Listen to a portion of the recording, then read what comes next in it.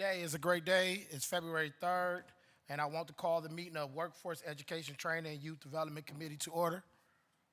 Madam Clerk. Good. So, one of the things is we have today is a hearing. Yep.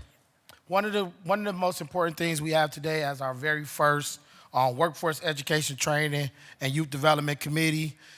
This is our first hearing of the year, and one of the biggest topics been going on is building brighter futures. So no other, we have Dr. Warren Morgan here today, who's going to be able to discuss this initiative with CMSD. But before we get into the presentation, I will allow each council member to introduce themselves so the viewing public as well as everyone here can be able to understand who's on the committee. I'm Council Member Richard A. Starr, Cleveland City Council Ward 5, representing neighborhoods of Midtown, Central, Kinsman, North Broadway, Industrial Valley, and parts of downtown, and Vice Chair. Good afternoon, everyone. Stephanie House-Jones, Councilwoman in the New Ward 8, Asiatown, Downtown, Goodrich, Kirtland Park, Glenville, Huff, and St. Clair Superior.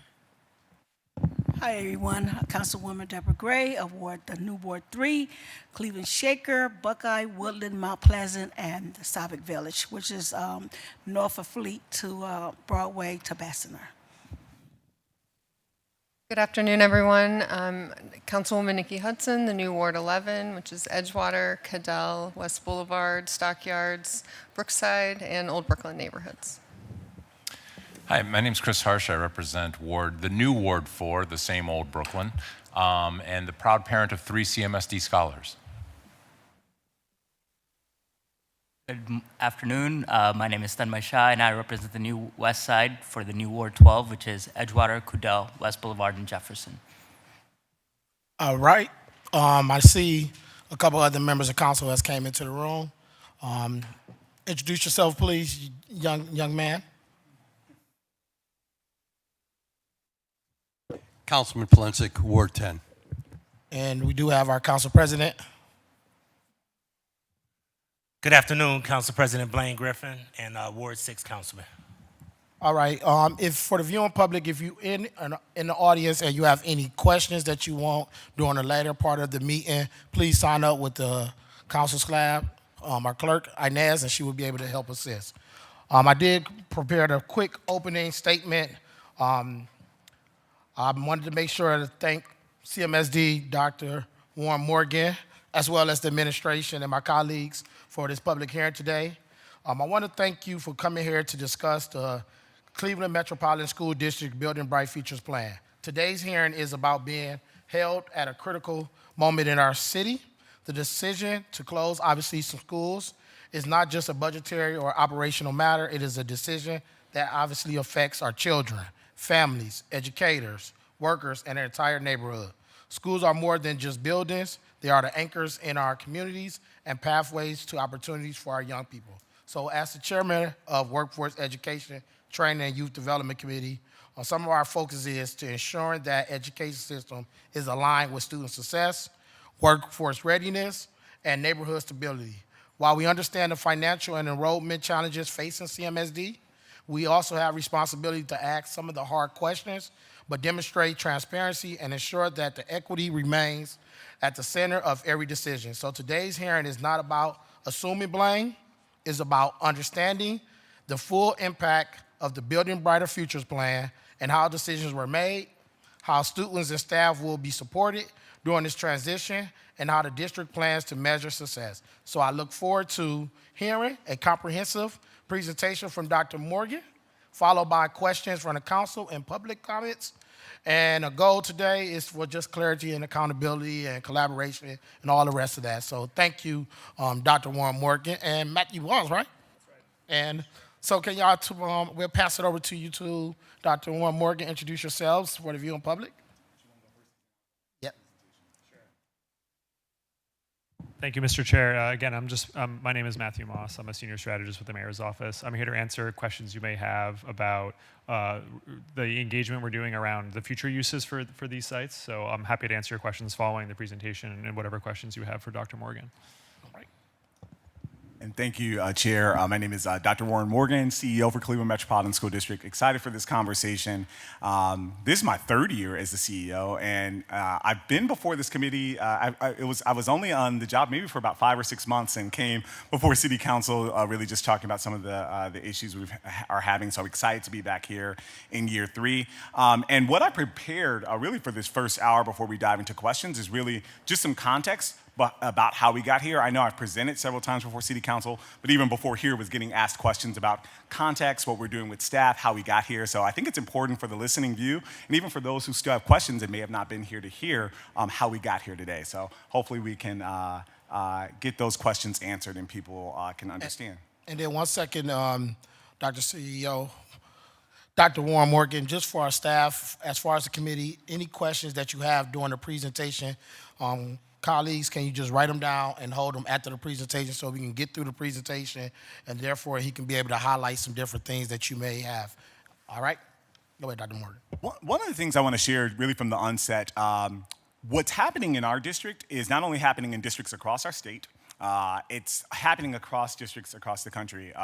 We've been presenting and talking to colleagues across the country about the work we're doing through Building Brighter Futures, because there's been a lot of questions that people have been asking, saying, how are you expanding choice while at the same time needing to make some really difficult decisions? Everyone's faced with enrollment challenges, building condition issues, and financial issues.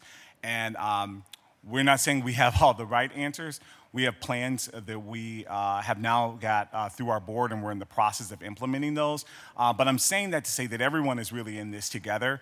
And I collaborate with a lot of my colleagues, not only here within the state, but across the country, as we're all faced with some of these challenging issues. So with that, I want to start with some context, some history and context. It's always great to start with history, because if you don't know where you come from or how we've gotten here, you won't be able to learn from the future. And so this timeline here is, it's an abbreviated history of our district, but sitting here in Black History Month in February, I would be remiss if I did not say the work we've done in recent history has been about equity, justice, and access. And when I say recent history, I'm not just talking about my 10-year. So you see from this timeline here, looking from 1976, that's when Cleveland public schools then first got the desegregation order that said, we need to ensure that schools are integrated and that students have access. And as you see on this timeline, there were many reform efforts, from busing, and I know people that may be watching this may have had to live through this time. Busing, different initiatives that have taken place. We, since the early 2000s, have been a district that has mayoral governance in terms of mayoral appointed boards in terms of our governance, and the board, I report directly to the board. But these were just many different reform efforts that have taken place over time. Some that have had successes, all with their challenges.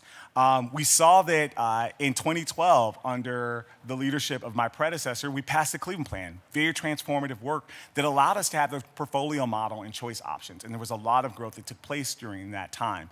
The pandemic happened, and not only challenges that happened in our system, challenges across the country in terms of academic momentum that slowed down. At that point, enrollment was really going down, and then financial issues were really, it was a real big challenge. And so when I got appointed in 2023, I'll talk a little bit about some of those challenges I walked right into.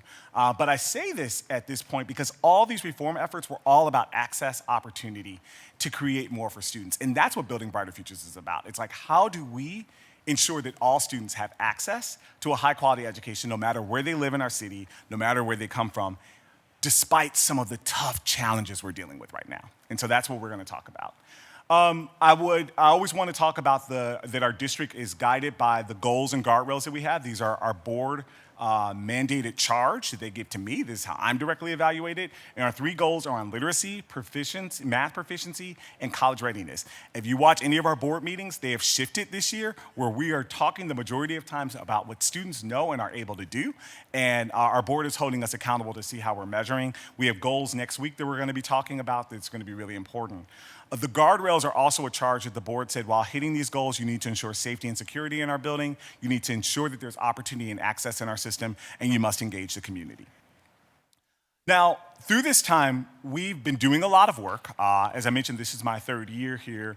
And we've also been getting results. So I'm not going to read through all these different things. There's been many initiatives that we've done.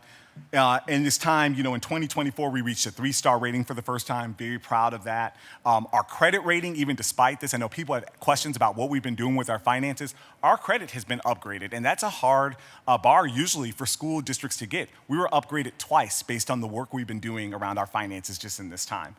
We've also improved our cash balance by $196 million through the end of the fiscal year 28 by some of the efforts and reform efforts we've been doing with our finances before then. And we've also decreased serious safety incidents that have been taking place in our system.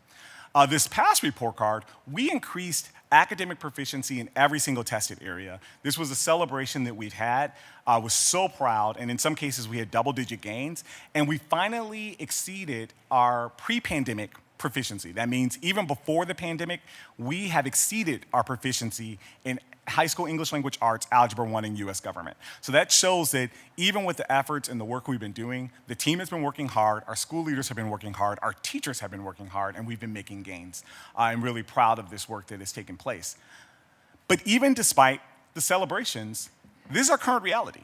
And I know many of you guys have seen this. If you've been to Building Brighter Futures meetings, you saw this. But only 78% of our high schools offer college credit. Only 59% offer career pathways. And I'll stop there because I talk to people and they say, what do you mean only? These are great. These numbers are great. They're great, but if they're not 100, that means we're leaving kids behind. That means that there are some kids that by the nature of the school that they walk into, that they don't have access to college credit. They don't have access to a career pathway. That's work that myself, all of us that were looking around this table, we have to hold ourselves accountable because we're raising a generation that if we're not offering the college and career access programs, our students won't have the opportunities to do that. Also in our elementary schools, only 38% of our elementary schools offer any enrichment course beyond art, music, or PE. We've talked about Algebra 1. We've talked about band. We are not offering these enrichment courses. And these are not luxuries. These are things that are the norm when you go to the suburbs or in some of our private schools. And we want to ensure our students have that. We also talked about 70% of our buildings being upgraded. That's the majority, but it's still not all. And a big cause of this is because we have low enrollment. And that low enrollment is not only hurting the student experience because our students are stretched so thin, it's also hurting the teacher experience. We can't have as many teachers in our buildings to offer the courses. These are all things we've talked about during Building Brighter. We also know that in 2024, when we reached the 3-star rating, there were 5 categories we reached 3-star on and we made progress on. This past year in 2025, a new measure of college, career, workforce, and military readiness was added, and only 36% of CMSD students are proficient in that, which is one of the reasons why the report card went down. And so even with all this work we've been doing and the celebration that has taken place in the system, 36% shows me that we are not preparing the next generation. That's not even half. And so that's work we have to do. And one of the things I've presented on, my personal core value is continuous improvement. So I'm always saying, what can we do? What can we do better?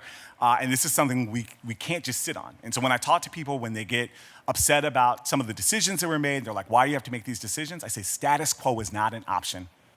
36% is not okay. That means we are not serving all kids. And so this is work we have to do, and it is grounding in the work of why we have to do Building Brighter Futures. So I want to break this down a little bit in a history lesson, first by looking at phase 0. So I started in July of 2023, and some people think that this work of Building Brighter Futures is new. When I first came in, and I know everyone was watching because I know when I was going through the process, it was a big process. It was a lot of people that were around, but one of the things when I was interviewing for this job were our finances. It was one of the things that we talked about, and even if it wasn't publicly, it was some of the things that the board said, what are we thinking to do to really level out our finances? And I knew coming in that there was work we were going to have to do to move this work forward. And so when I entered in, there was a perfect storm of challenges we had. We had increasing costs. We talked about losing those ARP-ESSER dollars that we received during the pandemic, but they went away in 2024. So even getting $500 million, there were a lot of investments that we were able to do in that latter part, but right when I came in, we lost all those dollars on top of a lot of other measures that were taking place. We entered into a bargaining year, so in 2024, right in that first year, we bargained all 9 of our union contracts. We had the declining enrollment, inadequate building conditions, and then also the inadequate student experience across the board. We've talked about our enrollment. So in 20 years, we've lost over 50% of our enrollment. And this is a dramatic decline, but this is also something that our peers are seeing not only across the state, but across the country and other cities. And these are just facts that we can't ignore. And we have enough buildings today to house 50,000 students. And one of the things people often say is, okay, you have about 34,000 students. You need to fill the building with 50,000 students. Why don't you recruit to get more of those kids? And the challenge is those kids don't exist. What our data shows us is it's not that we're losing kids to charters and privates. Our data shows that we're actually holding our market rate. And actually, a recent data that we had received showed that in some cases we have more stable enrollment than some of our local charter partners. But it's birth rates. Birth rates are down historically. They're not only down in our city, they're down in the county. You guys know just by how many wards we have now in our city that the population decline is something that's impacting the entire city. This is happening across cities across the country. And so this is something we must address.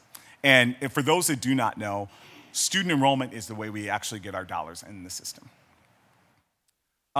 Just looking at some of these enrollment trends, we know to offer the robust experience in our elementary schools, we need about 450 students in our schools. Currently, right now, there are only 11 of our 61 elementary schools that have 450 students or more. To offer the robust college and career readiness programs we're talking about, we need about 500 students in our high schools. And currently, right now, only 3 of our 27 traditional high schools, we actually have a little bit more high schools, but of our traditional high schools, there are 27, but only 3 of 27 have 500 students or more. So the majority of our schools are under-enrolled. Now, we said the majority of our buildings are upgraded or renovated thanks to everyone in the city of Cleveland, not only just for our most recent levy, but for levies over time. These investments have really helped us upgrade our buildings. And this is a celebration. A lot of districts can't say that they have the majority of their students in upgraded buildings. But we still have buildings like this one. And this was a building that we had to emergency close last year because after a harsh winter, not as harsh as this winter. I think we did not see this one coming. But was literally raining in the building. And so this is work that we have to do to really make sure that we're addressing our buildings. So, and this is something I presented to this council before, because this, months when I first had come in, I was presenting on our forecast and presenting why we were in fiscal precaution right when I entered in. But right when I entered in as CEO, we entered into fiscal precaution because these were our finances. We were going to be losing ARP ESSER funding, and if we kept our staffing where it was, if we kept our buildings where it was, this was before we passed our 2024 levy, by doing nothing, we were going to continue to be in trouble with the state. We had to submit a state deficit reduction plan to get out of fiscal precaution and also do some measures. And so all this work we are doing is in response to the state. So I know someone asked about state audits that we've been doing a lot of that work because they're in response to the work we've had to do. And we've been doing that work. So if you keep watching, you'll be able to see some of the work we've done. So before I talk about the work we've done, I do want to talk a little bit about state funding in our state for education. So over time, the formula relies more and more on taxpayers. There was a time where the state share, and that dark blue line that you're seeing here on the bar chart is what the state contribution was each fiscal year. And as you can see, each fiscal year that's going down, and what is being asked of the taxpayer is going more and more. And so what you have are districts, not only our district, needing to rely more heavily on local taxpayers.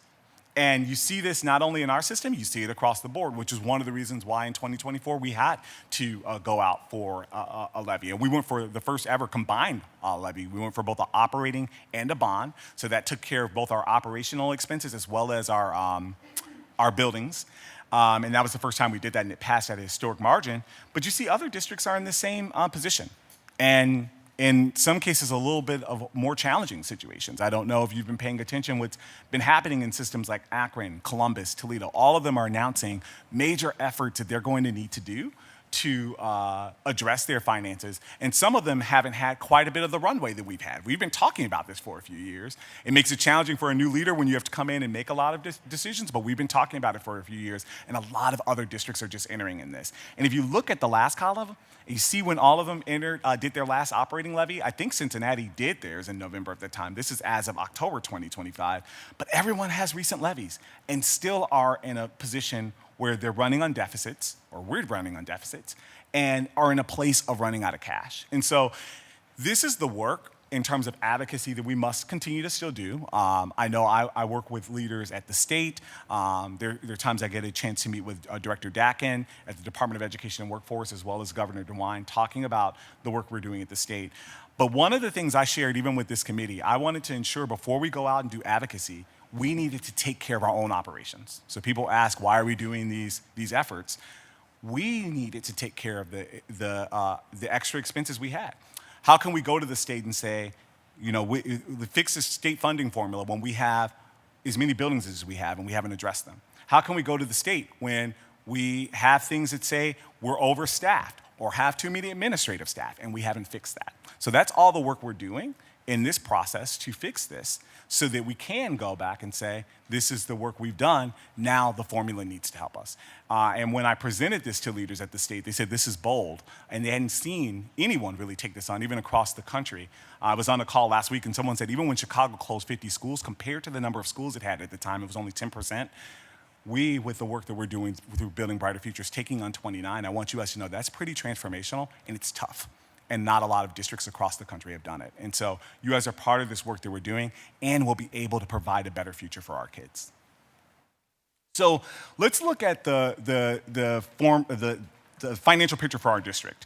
We've shared this alligator chart. The dotted line was what it looked like before we did any measures. The solid red line are some cuts we made. In that first year, we cut $200 million from central office. We did some other measures. We passed the levy. That's the green solid line. It closed the gap, but we still know that we have work to do. And if we didn't do any work through Building Brighter, we would continue to have that gap. This also just shows, it's like a little waterfall chart here that shows just what that slope was. So in that first year, you see that slope was a steep decline in each year. By the measures we've taken, we've been able to level off our expenses to the year 28-29. We're still not at flatline 0, and we're still not above the graph. So as you can see, even with all these measures we've done, we're still not operating on we're still operating on deficit spending. So this is why we had to do Building Brighter. And I know for many of you, you've heard this before, but I wanted to gain this context. I know we have people that are watching, and it's always important to know the history and how we've gotten here. And I thought it was just really important to share it, even in light of some of the questions I got, even just from walking in the door. So just know that Building Brighter Futures is our opportunity to ensure that all students have access to a high-quality education while at the same time improving our financial sustainability. And that's why we've done Building Brighter Futures.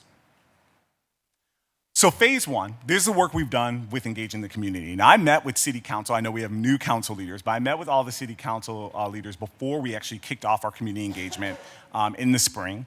But we officially kicked off our community engagement in March of 2025, but met with all city council leaders coming down to central office. We broke up in groups between east and west side so we can look at some of this information.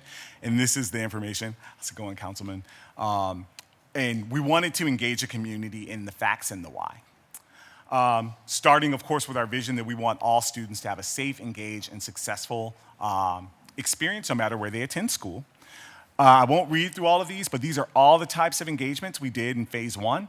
We did spring and summer engagement, and we did fall engagement, hitting every corner of our city, reaching to every school. And when I say engagement, you can never do enough engagement. Whenever I talk to leaders and they say, you're going to do this, they say, how will you know you've done enough? I say, you can never do enough. There's always more people you could talk to. There's always more work you can do. But I do want to share the breadth of the work that we did do in this time to reach as many people, and also explain something really complicated and passionate to people that may not understand all the complications that go into some of the decisions we were making. We did 13 regional community meetings, 6 district-wide virtual meetings, staff meetings at every school, student and parent advisory council meetings, presentations before city council, neighborhood CDCs, and also other community groups. which resulted in thousands of pieces of feedback collected. And since we stayed at the fact level and most people understood the data case, what they wanted, what people wanted at that point, they wanted to see what we were going to do. And so I think even once the recommendations came out, people said, why didn't we see this? And it's like, well, you know, we still need to make sure we had the fact base, but in those meetings, we were not talking about scenarios and really just talking about the facts. We wanted to ground ourselves in the primary data points, which were student enrollment, enrollment trends, building condition, building size and use. But then all the other things we heard during the community meetings, such as how are you looking at outcome data? How are you thinking about our special needs populations? How are you thinking about retention rates, transportation, safety? All of these things were things we heard from the community and factored in the work we were doing for our November 5th recommendation. So now I get to phase 2. And phase 2 was the month-long engagement we did once we announced the recommendations on November 5th, up to the board vote on December 9th. And so on this part, I'll talk a little bit about that process, but I do want to review the final board-approved Building Brighter Futures recommendations. So this is the whole arc of the Building Brighter Futures timeline, even going all the way back to phase 0. Phase 0 kicked off when I first started, really thinking about summer 2023, but in fall of 2023, we had a public launch of Building Brighter Futures with a board resolution in January of 2025. Then community conversations began. We continued those community conversations through the summer and fall, and then the recommendations came out in fall. And now we're in that process of the implementation planning process, which I'll talk about, which is phase 3 towards the end of this. It is the hardest part of the work. I told my team, as hard as we thought it would be just getting to the vote, planning this to come to fruition, it's tough work. It takes a lot of work of the team, and the team has been working really hard to ensure that we're ready for the start of the school year. Phase 2, these were the different types of meetings we did. We held family meetings at every single transitioning and welcoming or moving school. And that was from November 12th through December 4th. We had staff meetings at all of those schools. We also did smaller briefings with our union delegates. We also did all staff meetings because we know central office will be impacted as we're doing some work with central office right now. But there were over 100 meetings that impacted schools over that month. These were some of the other engagements we've done. As I mentioned, there were other meetings we did. We did board meetings. We had Let's Talk submissions. The mayor and I did town halls. I know some city council leaders were here as well. So that was really helpful when we were just going out and hearing from the community. And then there were just times I just popped up at schools. I would hear from a board meeting, someone coming from Alcott and saying, come out to our school. And in my first year, one of the things I did was I visited every CMSD school, and that helped because I got a chance to get a feel for it, see it. I had worked in the system before. I supervised schools primarily in the central Glenville neighborhoods and some on the southeast and the west side. But I wanted to get in all of our schools to get a feel for them. But during this time, I just would pop up to schools and say, let me see what's taking place. Let me see what you're seeing. Because all of that, I wanted to know if it informed if we were going to make any decision changes. Through that, the recommendations, there were slight changes in the recommendations based on some of the things we heard, but the number of schools or the impacts of the schools did not change. So as you look at this is the board-approved recommendations.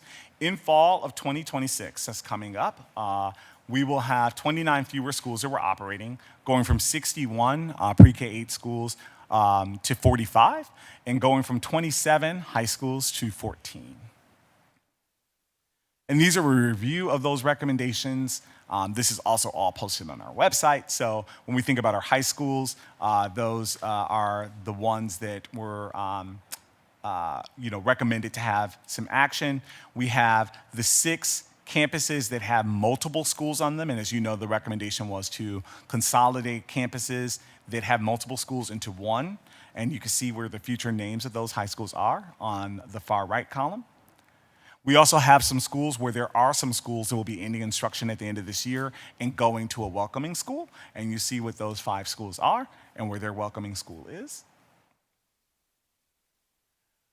And then for our K-8s, you can see here there are 16. We still kept the strike marks where you can see where there were changes that we made during the time of phase 2 based on the recommendations that we heard. And so Dyke School of the Arts will be renamed to Mound School of the Arts, and those two schools are merging. So Dyke and Mound are merging together, and the new location for Mound School of the Art will be at the current Mound location. And you can see the specialty school moves because we made a commitment to keep some of our specialty schools, or actually all of our specialty models, arts, Montessori, IB, single genders. These were all the specialty schools we decided to still keep, but many of them needed building upgrades. And so you can see where we're doing that and the new names for them. One of the other things we heard during this time was around name changes. The board owns the process of name changes, and that's always a slippery slope. I get the amount of questions I get around names and what we're going to do with school names. It's a lot. And the board intentionally said this was not a time we were doing a school name change process, but we did take this opportunity based on feedback we heard from the community during phase 2. If there were buildings that were coming offline and it was better suited to keep that name within the system, we would. And so we already talked about Mound School of the Arts being the new name for the Eastside Elementary School of the Arts. And then Warner Girls Leadership Academy is being renamed to Mary B. Martin Girls Leadership Academy. Mary B. Martin was the first Black board member for the Cleveland Public Schools.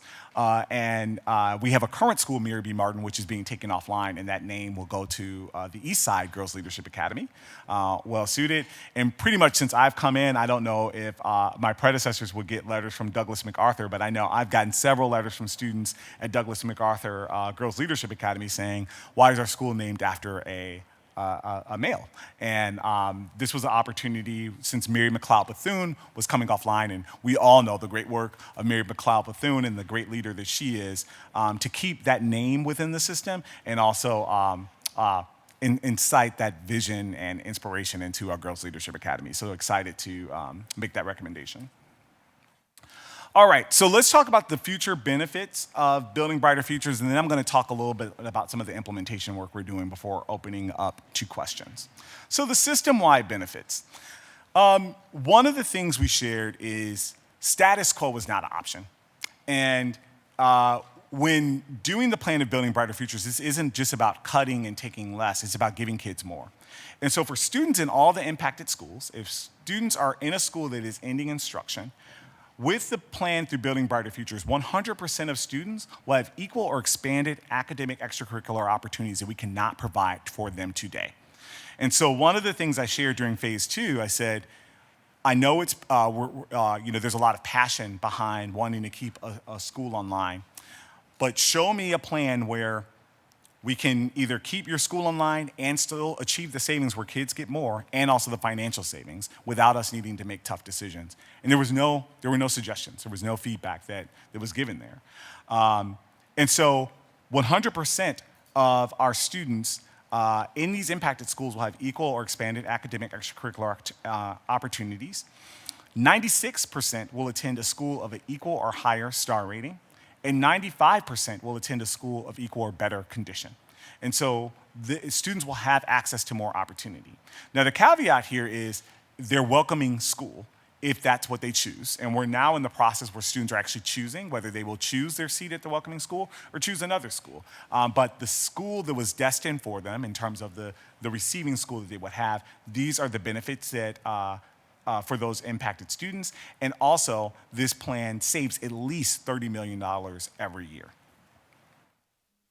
Now, let's talk about the East-West situation. I know that we get lots of questions, and there were questions even during the town hall about what's happening on the east side. Is this impacting the east side more than the west side? And we want to ensure that through Building Brighter Futures, all students have a high quality school within their neighborhood. So we want to get, of course, we have a east side of the city, we have a west side of the city, and my hope and dream is that kids can go to the school within their neighborhood if they choose, and they can still get a very high quality education. They don't have to go across town. But let's look at our current reality of where we are. So currently right now there are 34, and these are just looking at our elementary schools. So there are 34 elementary schools on the east side. And our enrollment on the east side is actually a little less. We have just under 10,000 students on the east side. On the west side, we have 27 schools and almost 11,000 students. So there's a little bit more enrollment on the west side. Through Building Brighter Futures, this allows us to make it a little more equal. We'll have 45 elementary schools. Through Building Brighter, there will still be one more elementary school on the east side than there is on the west. So we still will have more schools on the east side than the west, even though the population is a little higher on the west. So we'll have 23 east side elementary schools and 22 west side elementary schools, making it much more balanced. And the average distance in terms of where a student lives to a CMSD school, when we look at it in proximity, is still under a mile. So students still will have a school. Looking at where we put a dot of where all the kids live, there will still be a school with under a mile from where every kid lives. Now, we're an open choice system. They can choose wherever they want to go. That doesn't mean that every kid's school is under a mile from where they live, but they have a choice of a school that's under a mile from where they live. All right, now let's talk about the large system benefits. The first chart I showed were for students who were in impacted schools, but for all students in Building Brighter, we will now have 100% of our high schools offering college and career readiness programs, 100% of our elementary schools offering at least one enrichment course beyond art, music, or PE, and eventually we'll get to 100% of our students being in new or upgraded buildings. This will not be something that we achieve in the fall. The first three will. We will achieve this fall 100% of our high schools having college and career readiness programs, and 100% of our elementary schools having at least one enrichment program beyond art, music, or PE. It will take us time to get to the upgraded buildings. We're building some new buildings. We just had a community meeting, our kickoff meeting for the new Lincoln West. I'm excited to begin the planning. I know there's a lot of planning underway for the future Glenville High School and community, and we're still underway with the work we're doing at Seltzer in terms of that's a new building that we're building. So that's work we're doing there. And even for some of our current buildings, there's some work that we're doing to bring our buildings up to par. Some of that work will take place over the summer. Some of them will take place over the next couple of years. Oh, and this plan does help us address our enrollment issues. The majority of our schools, when we look at the average elementary school will have an enrollment, if students choose their welcoming school, could have an enrollment of over that 450, as well as our high schools, if students choose where they will go, the average enrollment will be over that 500. Now, phase 3. This is the part we're in now, and it's the hardest part of the work. Ensuring that enrollment is up to par, building the programs, the staffing. I know there are lots of questions around the staffing, and we're just entering in the budgeting season. This is all the tough and the challenging work. In order for this program to come to fruition, there are things we must do in order for it to take place, and we're in that process now. So let's talk about choice and enrollment. To date, just looking about where we were when the choice portal now has been open for about a month. It opened on January 5th, and we are significantly up from where we were last year. Now, note, when we opened up the choice portal in 2024, it was in November. But in that first month, from November to December, we're near where we are now in terms of the applications we have. So we're up. We have about 4,000 students that have made a choice. There were about 5,000 students that were impacted through Building Brighter, and then you have almost a little under 3,000 eighth graders that need to make a choice to get to high school. And so we're looking at about a total of a little under 8,000 students or so that need to make a choice during this time. So more than 35% of CMSD eighth graders have made a high school choice so far. More than 40% of preschool families have made a kindergarten choice for next school year. We have 33 school choice navigators that are assigned to the schools that impacted Building Brighter Futures schools to help families make a choice because our deadline is on February 27th, and we want to make sure students are making a choice. The city has been helping us with just getting the word out, getting information out, so that's really helpful. And the goal is for our navigators to make at least 3 attempts to ensure that our families are making choices. Other things that are not on here that I want to highlight are new students to CMSD applications are up. When I looked at that data, there are families that are new to us who have never been in CMSD, or they once were and they're coming back, that are up. They're interested in us. And so that is a testament to the work that we're doing in the city. And it should be praised that if we're trying to ensure that all kids have access to high quality options, I don't know who could argue with that. And so we're excited that, and welcome those families that decide to choose, and we're glad that those are up. One other thing I would note that we're working on, even though our 8th grade applications are up, applications overall are up, new to CMSD students are up, one of the things we're closely monitoring are ensuring that our families that are in the Building Brighter Futures schools are actually choosing their welcoming school. We have a lot of families choosing, some of them may be choosing other schools, which is good. We're an open choice system. What that does is if you choose other schools, it creates a lottery and a competition system in schools that either are already competitive or some that may not. And we also just want to ensure families are saying, hey, I like my welcoming school, I want that seat. We want them to make a choice. So if there are people that are watching and you are in one of those impacted Building Brighter Futures schools, make a choice by February 27th. We want to ensure that. We know that we said that after February 27th, you could still choose to go to your welcoming school. That's what we will assume. But if that's not the school you're going to go to and you're going to make another choice, all it does for us in the fall is it doesn't allow us to plan for staffing. We have something that's called fall adjustment, and we want to ensure the staffing that we're doing now is just as accurate as possible, because if the enrollment is not where it needs to be in the fall, every year we do fall adjustment, and what that means is somewhere within the first few weeks of schools we have to level staffing, and there are teachers that get moved, there are teachers that sometimes get moved from the system, and so we want to ensure that that doesn't happen, and so we're working hard to ensure every family makes a choice. So choice in enrollment, we've been doing the marketing plan. Lots of marketing that took place right after the vote has taken place, but we're doing this continued marketing that has been taking place. Our social media work that we've been doing some paid content that has been going out, and then also just media briefings that we've been doing. There's also been school choice toolkits that we've worked really closely with the city. We're grateful for the work with the city communications department as well as city council. And then also our brilliant, amazing CMSD principals as well as educators and teachers have been really getting the word out and been helping with this as well. Transportation. So one of the things with transportation, and I'll get a little closer, I hope that you could hear me in the first parts of it, but with transportation, one of the areas that we want to make sure that people know is that our transportation policies are not changing. And so some things that are true about our transportation policies. When students live between 1 and 3 miles of their school, they have access to transportation from their school. So if you live between 1 and 3 miles from your school, you have access to transportation. We will continue to do so. If you live under a mile, you don't get transportation, you can walk, and that will be the same. We offer a specialty school, district-wide transportation for some of those schools, whether it is some of our arts programs, some of our other programs. We offer our single genders. We do offer that district-wide transportation. We're going to continue to do so. High schoolers who live more than a mile away will still continue to receive their RTA transportation with the Safe Passages support that we're working to ramp back up and even make even more robust as we're planning for next year. And then students with accommodations within their individualized education plan. Those are, all students receive transportation if they receive those accommodations, and that is something that we will continue to provide regardless of where they live. Now, there are some special allowances for students who are in an impacted school for Building Brighter Futures.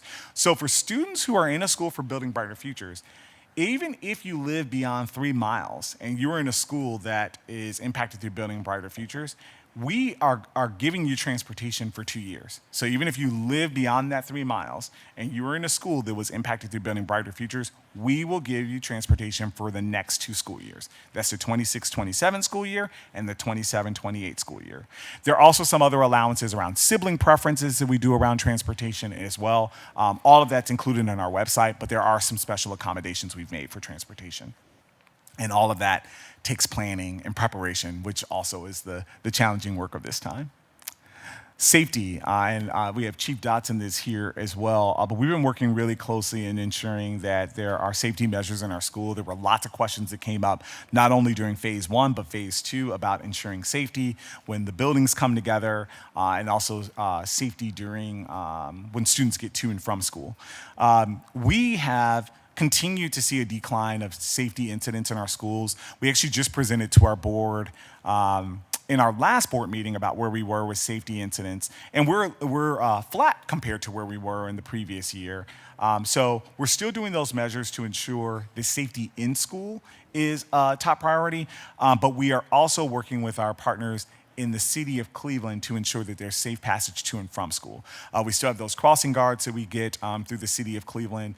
We have lots of safe passage support that we work with through the city of Cleveland. There's a collaborative task force where our CMSD Police Department meets with Cleveland Police Department, meets with RTA and the Transit Police, meets with Cleveland Public Library to ensure that we have a coalition of supports to ensure students get to school safely and that there are safety guards around the schools. There's also work that is taking place with the city of Cleveland around the gang task force, work that we're doing to really ensure safety. And we're just about to ramp up our planning again for our summer work. We work really closely with our city partners on ensuring that all students have a plan for the summer. Transition support. So one of the things we know that transitions are hard, change is hard. So it is a time that even though there's a lot of opportunity that is here, it is hard. And I acknowledge that it is hard.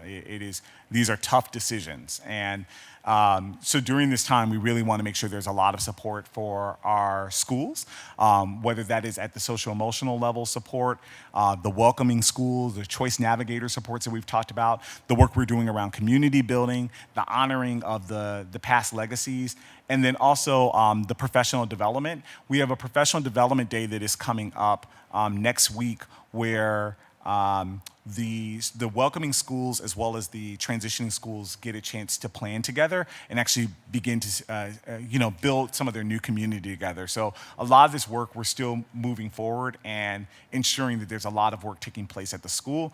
And then more work is coming with transition supports at the central office because most of this work is, we've talked about the school work, but as we're entering in the phase for central office, there's work we're doing at central office as well and changes as well that will take place. Staffing. So in December, we've been working with our school leaders all this time. And so there was a question around administration. We've already done a lot of work around administration. We named all the principals for the 26-27 school year in December. So we did a lot of work. There were principals that were displaced in December. In January, we renamed our assistant principals, and there were some assistant principals that were displaced then. We just did some work around our deans and campus coordinators, which is another group of administrators, and we're now in the process of starting our central office budgeting as well. The student enrollment window closes on February 27th, so I know there's questions around educators and school-based staff. We won't have a really good sense in terms of what's needed at our schools until we close the choice portal on February 27th. And then the process really for staffing will kick into place. Because we have retirements and resignations, we have vacancies that there may be natural attrition that moves that allows for staff to be where they need to be, but there are new programs that we're offering, so the certifications must match as well. So we do have a plan. I know there was a question about what's happening with educators. There's a plan that's in place with that, but at the same time, there's also work we have to do, and we won't know that for sure until the choice portal closes, and we're working really closely not only with all of our educators, we're working with our union partners of all staffing groups to ensure that our staffing is done in the best way possible, given all the challenges we're facing. And then I just want to close with just improving financial sustainability. So we started out talking about the context of where we are. Through Building Brighter Futures, in this year alone, we cut $5 million, even just what we did in the fall. We just cut $5 million from our budget, just from some measures we've done. And then Building Brighter Futures will save $30 million each year. So that's at least $35 million they'll carry year over year over. So if you look in about the fourth column of this chart where it says, fourth row of this chart where it says savings target, you can see the savings target starting in this year, which is fiscal year 26, where we've cut that $5 million, and that $5 million carrying over year, and then you see Building Brighter Futures, the work we're going to do is going to save at least $30 million. That's $35 million that carries over year. Now, if you look a couple of rows down from there, the deficit, we're still operating on a deficit. So there's still a deficit that is there, but the final row, that unencumbered cash, that's what the state looks at. So when they determine what districts are going to go into fiscal precaution or watch. They're looking to see if you're in the black for the current year or 2 years out. And as you can see for the work we've done here, we're going to be okay with the state for the next couple of years. As you look at fiscal year 29, there's still work we have to do and measures we have to do there. And that's even with all the challenging work that we're doing through Building Brighter Futures. But that's where the advocacy work comes in thinking about the state funding formula. And so this is the work that we've been doing. It is challenging work. It's not easy work. But this is why I came here to lead, to do great work with our system, and then also to ensure all kids have access to a high quality education. So even though this is tough work that we're all in right now, I am inspired by what we're collectively doing to provide a better future for our Cleveland kids. And with that, I'll take any questions that people may have. Thank you, Dr. Morgan, for that presentation, very in-depth and informative. First, I'm going to ask the clerk, do we have any questions from the viewing public? Clerk? If anybody wants to sign up for any Q&A, see the clerk so you can get your name down on the list so we can make sure we have you come to the table. I would like to have a viewing public ask some questions first since they heard the presentation, and then I'll open it up for questions from the committee as we dive deep into it. But one of the things I asked, because I have a few questions, obviously, from the presentation, which is very in-depth. One of the things that opened for me is you stated in 2029, we're going to have to make some even more tough decisions as far as the budget and balancing the budget. And currently, we're saving $5 million for 2026, and then your goal is to save $35 million reoccurring from 27 to 28 and even 29, but we're still going to be operating at a deficit. So one of the things I would like to understand is, even if we make this sudden change, come a couple years later, we're going to have to make another tough decision. I mean, we possibly might, if we don't have enrollment or anything, we might be closing more schools. Fact of the matter, is that something that you predict, or?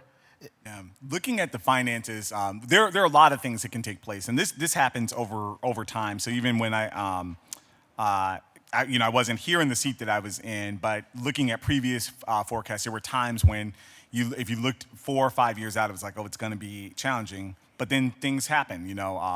No one knew that ARP ESSER dollars were going to come. There were times where things like Race to the Top dollars came in from the federal government, different things that take place. Formulas may change with new leadership that come in so there's a lot of things that could change that can help that outlook. We are saying a minimum target of 30 million. We know there's work we have to do. And so we're working on that now. Some of those things, right now, the plan of Building Brighter Futures is public. There's more work that we're doing, and we're working, we see what's happening in fiscal year 29, and we're working on those measures as well. Okay, from the savings that you're looking for to make with all these decisions, how will the savings be tracked, and how will the public know that they are reinvested directly into the student outcomes? Yeah. Great question. So a few things we have. One, we do budget presentations. As a matter of fact, Chief Stockdale, who's here, Kevin Stockdale, my Chief Financial Officer, he'll be presenting on an update on our budget in February, actually, this month. We'll do another one, I believe, at the end of the year. Is it February this year? Yeah, February and then May. And we do these presentations throughout the year. I think there's going to be another one that comes up in August. It was in October before. But we do these budget presentations on a regular basis. I know there was questions around what's happening with the budget. We do these regularly and sharing these information. So that happens publicly. We also are doing, along with our board goals and guardrails presentations, we're starting to do Building Brighter Futures updates. And so we canceled our last board meeting due to the wonderful Cleveland weather that we have. But we were supposed to have a board meeting a couple of weeks ago, but in our next board meeting, I'll be sharing some updates on Building Brighter Futures. And that's also where I'll be sharing with the community how the programming is going, how many programs we have in our schools, where we are with the enrollment, and also some of the savings targets. So the board has charged us with this when they actually passed the Building Brighter Futures plan. A part of that was writing in measures to hold the district accountable for the savings target, but then also, above all, really the impact that the plan plans to make. Thank you. And from that standpoint, definitely with the changes and the Building Bright Futures plan and this initiative that is going to currently happen, one of the biggest concerns that I do have, and I believe some of my colleagues do, is how many current facilities that you have that CMSD owned that is currently closed, and the building's just sitting there. Example, Central Middle School in Ward 5 has been closed for about at least 8, maybe 10 years. And what is going to happen with the current plan as far as those additional buildings when you close these additional ones? Because I believe there's 29, it's not sites, it's 29 changes, but it's 18 locations. Yep, it's So spot on. within the fact, how many buildings does CMSD own that are currently closed, and what are your plans for those buildings before we close other buildings? What are your plans with the current buildings that are closed right now? Yeah, that's a great question. I'll get you the number on the total that we have right now. I'll get back to you on that one. And you are right. It's 18 that we have now through Building Brighter, even though there are 29 schools that are closed. Some of them are leased spaces. You know, we also have co-located campuses, so that helps with that. Great question. And I was just talking to a council member yesterday about this. And, you know, one of the biggest questions people may have is like, why close more when, and I use the same example of Central, I drive by it all the time. They're buildings we pass by, Iowa Maple, name them, South, even though there was work we've done with South. These are examples that people are like, what happened and why more? Which I could see why there may be concern with that. What I could tell you is different that we're doing now that we didn't do before is the intentionality we've been working with the city. We have been working intentionally with the city, and even prior to where we are today with the recommendation, really figuring out what is the work that really needs to take place in the collaboration so that we have a plan. The district has about a year to really come up with their, plan for buildings once they close, and whether that is, if it's going to be, used by the district, if it's going to be repurposed, if it's going to be up for sale. We have a year to do that, and there's been a committee that's been working now for months on really making sure there's planning and intentionality. I know that there are listening sessions, not even led by the district, really led by the city, that are starting to go underway. This is a board process, so the board, will approve this process and approve the plan, but the intentionality already to get in front of this, to ask the community, to start thinking about seeking options, these 18 buildings will be different. Now, what I could say for all the historic buildings, and many people don't know this, in our spring meeting, it was our June board meeting, our board passed a resolution really around our segment plans that included some of those old buildings, and they approved for them for demolition and for other measures to take place. So the board has already taken action on some of those other buildings. Now, there are some clauses here. I don't have my Chief Operations Officer, Karen Thompson, here, where there still allows for, before it goes straight for a demolition, if there are some offers that we have on buildings that we've had up for sale for years, we can do that. And to that last point, I will say, building reuse, if you're just looking to sell a building, is really challenging because there are many people that will come to you and say, I want to do this with a building. I can imagine this. And then the minute they realize how much it costs, how much the operation it takes to maintain it, it's not sustainable. And so these plans take intentionality, and it's not something the district can do alone. And so we're really grateful for the partnership of the city and also all the partners that have come around to really figure this out, because it is about reimagining community assets, and we must do that together. But it's not an easy process. It's not just like, actually I had a colleague that said, selling your home and you put that for sale by owner home, sign in front of the house. It's not that simple of a process. It's pretty complex. Yes, and that's very important because no member of council or members of the community want to go through the neighborhoods where they see a building as an eyesore, it become a nuisance property, people break in, squatters, all type of different challenges, efforts. So we want to make sure we get those old buildings addressed, but then also anything that you're planning to do with the new buildings, please work with the city, but also the council member of those neighborhoods so they can be informed as to what is actually taking place with those locations. Most definitely. And the other thing I would say, there are buildings, like when I think about MLK, there are, sometimes offers that are going through or different works that are taking place with different buildings. And so sometimes there are things that are underway or things that people are exploring. So it doesn't, just because people aren't seeing anything happen, it doesn't mean that there aren't things that are being worked on or trying. But one of the things we're committed to is ensuring that the public and that you too are aware, that our board, because they're the ones that make that decision, that they are aware and informed, and then also that our mayor is aware and informed and then part of the process, so that the community just knows where we are in the process for these. Yes, just got a couple more questions, then I'll open up to members of the committee. One of the things that is important is staffing and the changes. And I know through your presentation, you've been working on some of this since last year, and had to make some tough decisions already in January as well as in February. What I would like to understand is, as a CEO, as the leader of the school districts, how have you came to make those decisions for which principal is staying, which principal is leaving, which paraprofessional is staying, which dean is leaving?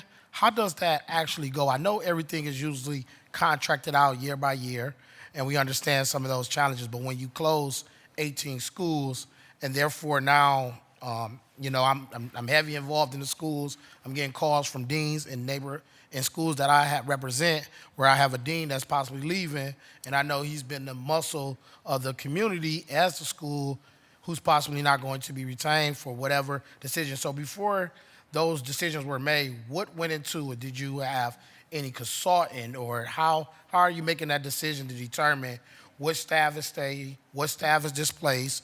How is that decided through for CMSD? Yeah, thank you so much. Well, first I'll say, I know you mentioned paraprofessionals. We haven't gotten to any of our teacher union positions. So the teachers, paraprofessionals, our nurses, or any of those are, we have to wait until the enrollment portal takes place. We've been working specifically with administrators now.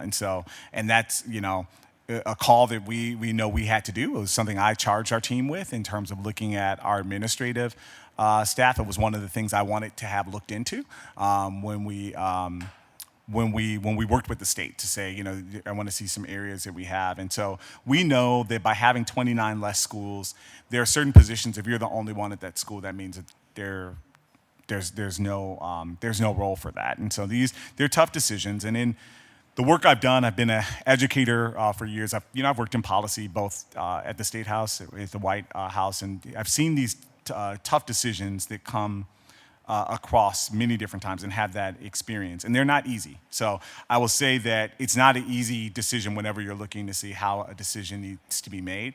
But when we put a plan when we put a process in play, we want to make sure that the decisions are made consistently, equitably, and with some type of a decision framework. And so I won't get into all of the,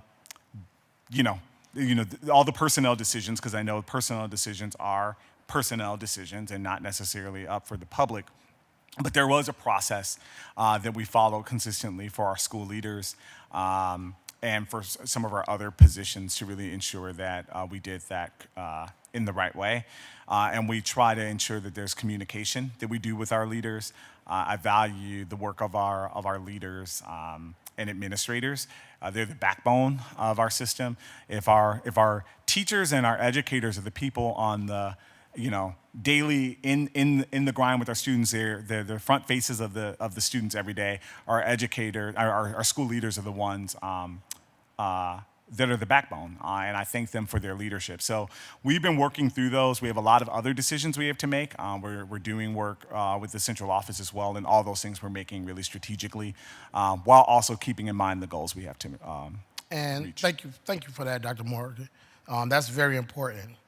And it's important to the community, it's important to the schools, it's important to the parents that we possibly don't hear from oftentimes. But when we see them in the neighborhoods, they bring it up to our attention. And last but not least, East Tech. I'm always keeping my eye on what goes on at my high school that I attend. And one of the things is I'm hearing that the horticulture and the animal science potentially being eliminated at East Tech. One of the biggest challenges for me is going to a school called East Technical High School. We don't have the tech programs there. We need those programs at East Tech. We need to have trade as an option. And I know through your presentation, I believe you mentioned that we have I believe a graduation rate is a 78% or Yeah, our graduation rate's in the 70s, and yeah, but the college and career readiness portion, that's where we're at 36% that are prepared for college and career readiness. yes. Yeah. So from my mindset, if we're having 78% of our students potentially are graduating, and only 35% of them are prepared for career, workforce, military services, that's a challenge. And I believe we need to have, especially at East Tech, Yeah. especially on the east side as well, to have that trade program. I remember when South High School was open, when people were getting their cosmetology license and credits, and then they were transitioning, taking this test.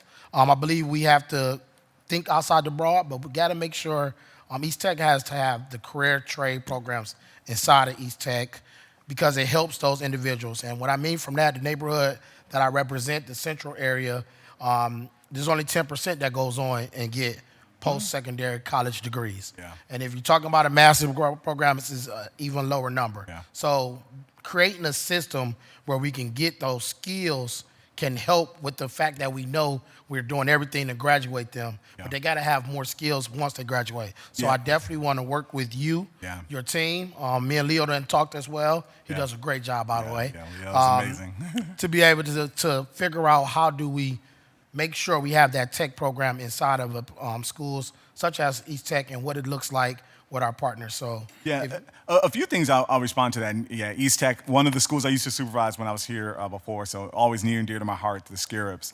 A couple of things. One, with the horticulture, I've gotten so many emails about horticulture and animal science. The pathway, the state-approved pathway, is called agribusiness, of which those classes are part of it. So, the horticulture cells, we want to continue those, keep going. A lot of the classes that take place with the animal science can still take place. The pathway, a lot of our schools do not have state-approved pathways, which is why we're at 36%. We need to have the state-approved pathways, and the program is called agribusiness, of which the classes are allowed. So I want to make sure, we've shared it many different times. I know the educator has reached out many different times, and everyone needs to know that we need to follow the state-approved pathways and what it is called, but the programs will still be there, and then the extracurricular activities that go along with that will still be able to be maintained. So I think everyone there needs to ensure that that is still going to be taking place.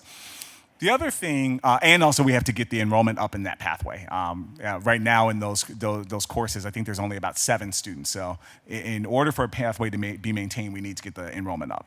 So that's something we're charging all of our schools in doing. And now, to your point, I do agree getting some of the technical programs back. We are bringing cosmetology back. It'll be at John Adams in the fall. So if there are scholars out there that are looking to do cosmetology, it'll be at our John Adams schools.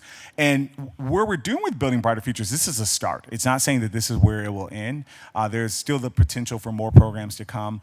When we're building the new Glenville High School, we intend to add some of the technical programs that are at Max Hayes in the new Glenville High School, and then other programs to come. What I'm excited about for East Tech is the ability for the award-winning MC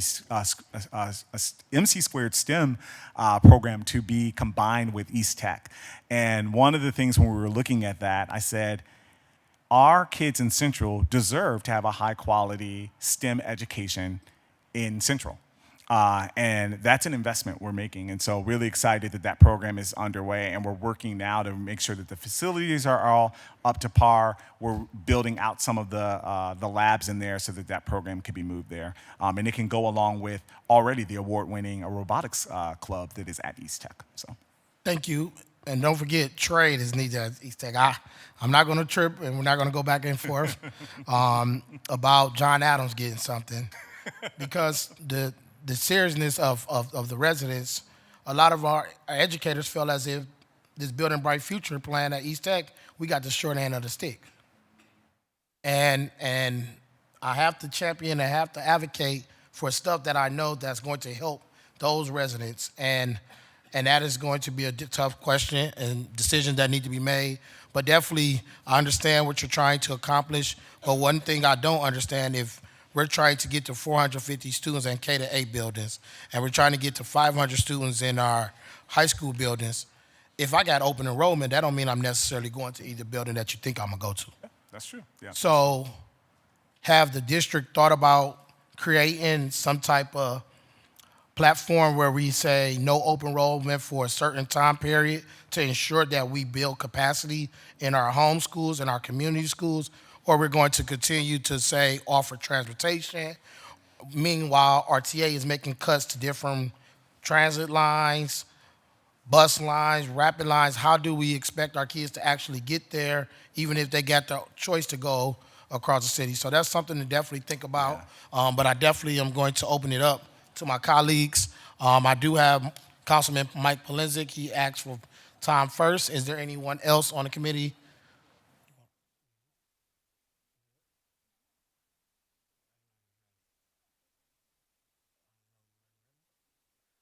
Dean Polensek.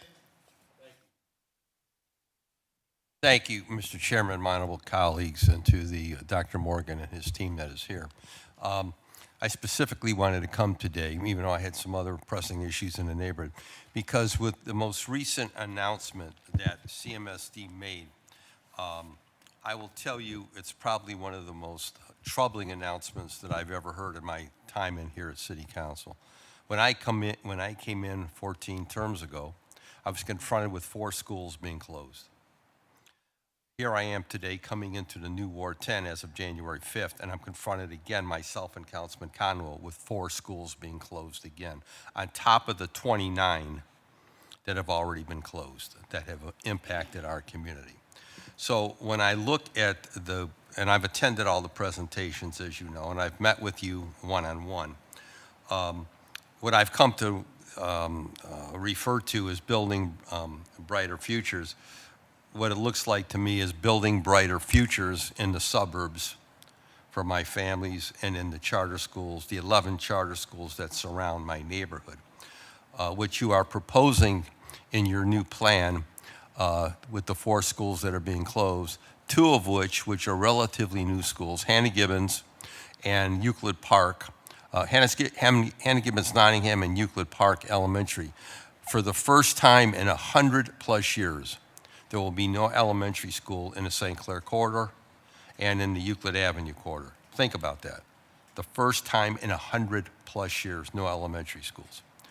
I'm concerned again about families moving, and the chairman, and I want to thank the chairman for conducting this hearing, because I know how passionately he feels about education and what it has meant and how it has impacted our neighborhood. But on your page 9, and the chairman indicated that, when you look at your 2024 graduating class, and only 36% successfully demonstrated college, career, workforce, and military readiness, as the chairman indicated, it's an indictment of a school system that's not working. It's an indictment. And when I look at what this system once was, and I'm a proud graduate of Collinwood High School, proud railroader, my youngest son, because I practice what I preach, my youngest son graduated from STEM in 2012. And what I have seen is a total disinvestment on the east side of the city in our schools. And when I say disinvestment, I mean curriculum, Mr. Chairman. I look at what was at Collinwood High School, the outstanding vocational technical programs, maybe the finest junior ROTC program in the city of Cleveland. Arts, science, again, all the industrial and manufacturing programs that were there. I look at the STEM program, which I worked to get at Hannah Gibbons, because as a result of my son going to STEM, what I came to realize as an involved parent, that there were no feeder schools for STEM, not east side nor west side, elementary, K through 8. So I worked to get a STEM program at Hannah Gibbons, only to find out that it's been removed from Hannah Gibbons. So I could go down the list, but the chairman and I think other members have mentioned it, and I will mention it as well. When I drive this city, I look at the abandoned school buildings. It's an indictment of a failed system. To go past Wilson on 55th for what was it, 20+ years, if not longer. To look at other schools, I look at Iowa Maple, and I begged CEO Gordon not to close Iowa Maple. It was a good school in the East Glenville neighborhood. Begged him not to close that good school building. And what happened, not only did they close it, but then they did not secure it, so the vandals got in it. And look at the number of families in East Glenville that left the community. To Dr. Morgan and to his team that is here, and to the viewing public, you don't have to be a statistician to figure out that we've gone from 33 wards to 15 now. And that hit home to me the night of swearing in when I looked back and saw the empty seats between my colleagues. The number one reason for families leaving this city has been a dysfunctional school system. Just talk to the number of families that have moved from Glenville into Euclid, South Euclid, Richmond Heights.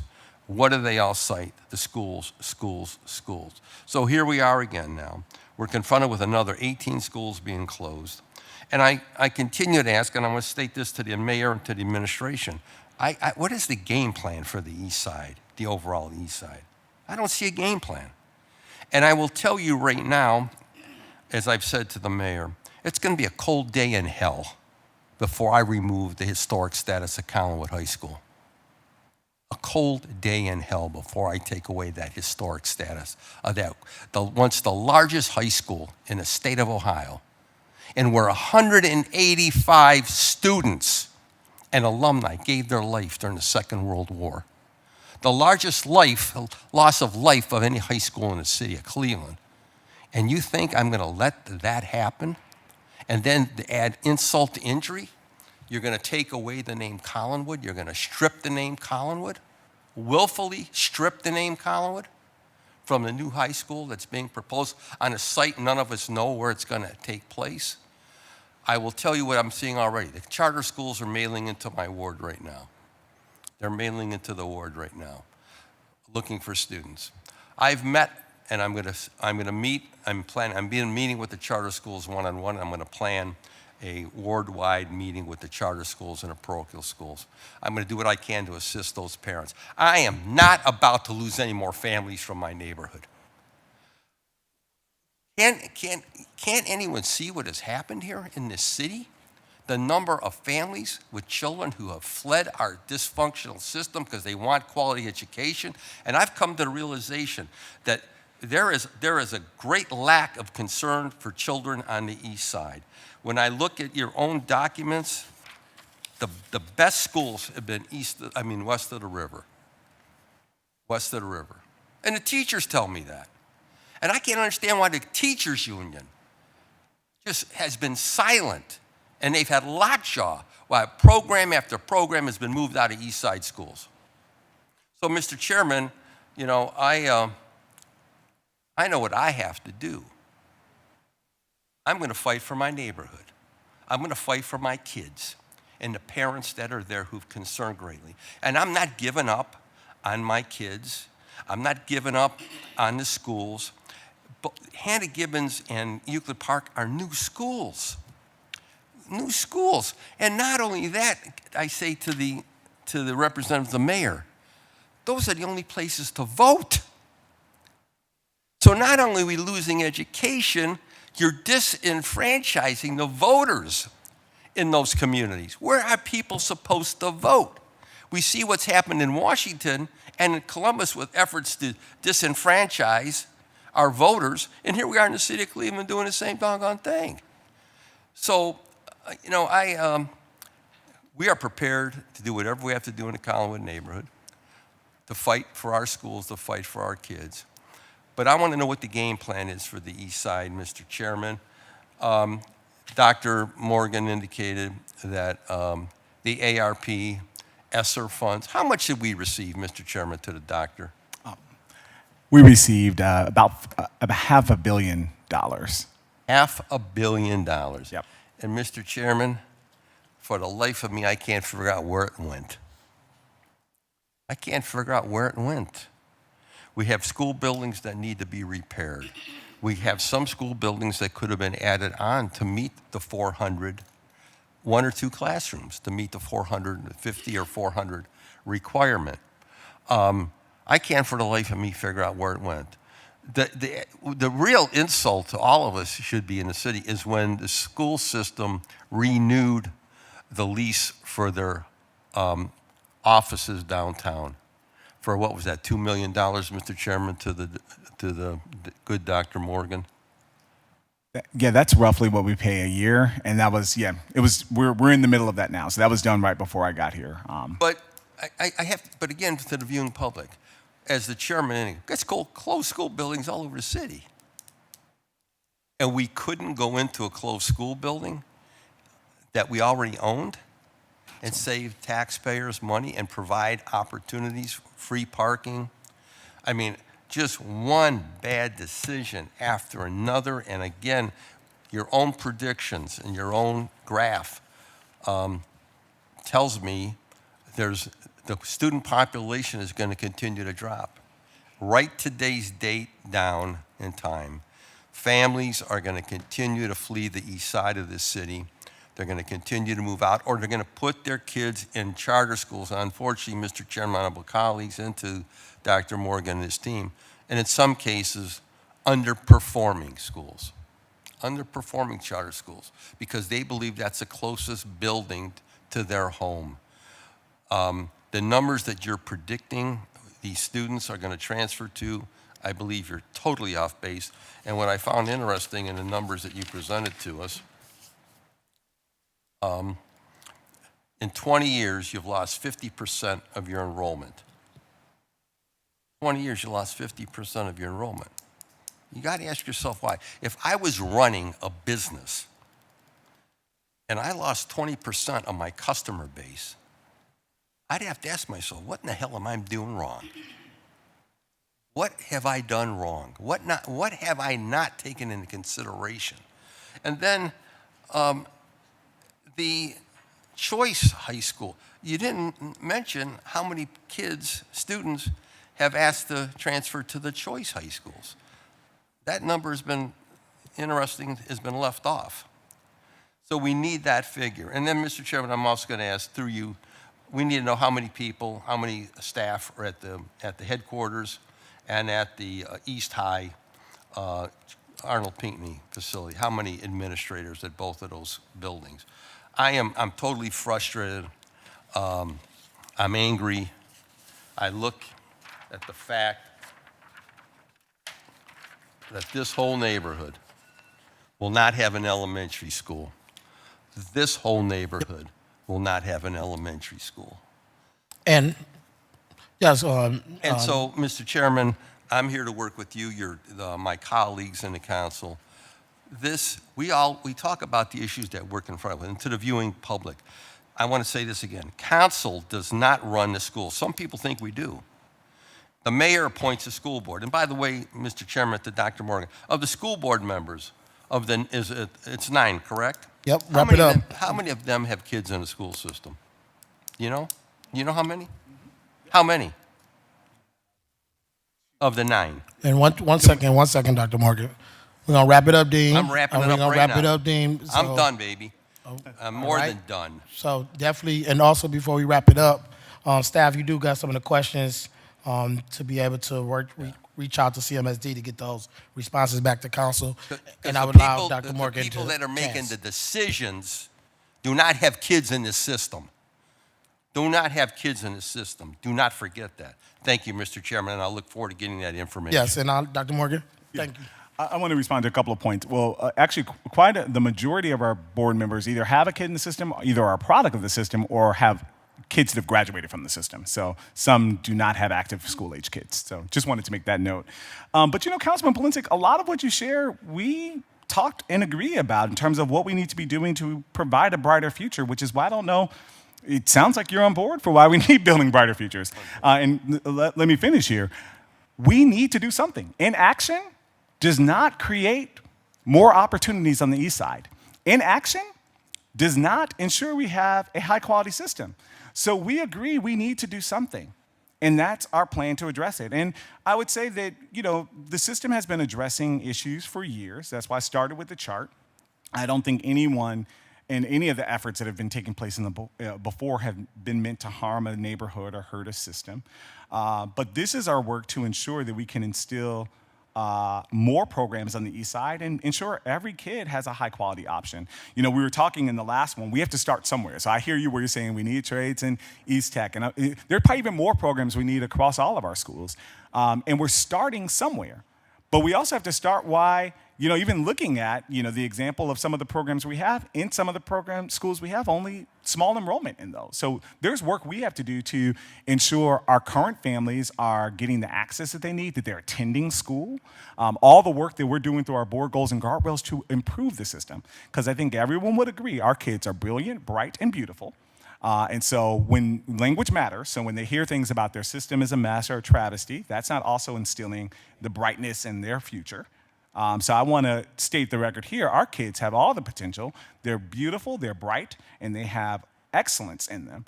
And it is our work to ensure they have the programs so that they can thrive in our society and be the leaders we want them to be. So we agree on that, and there's a lot of work we can do.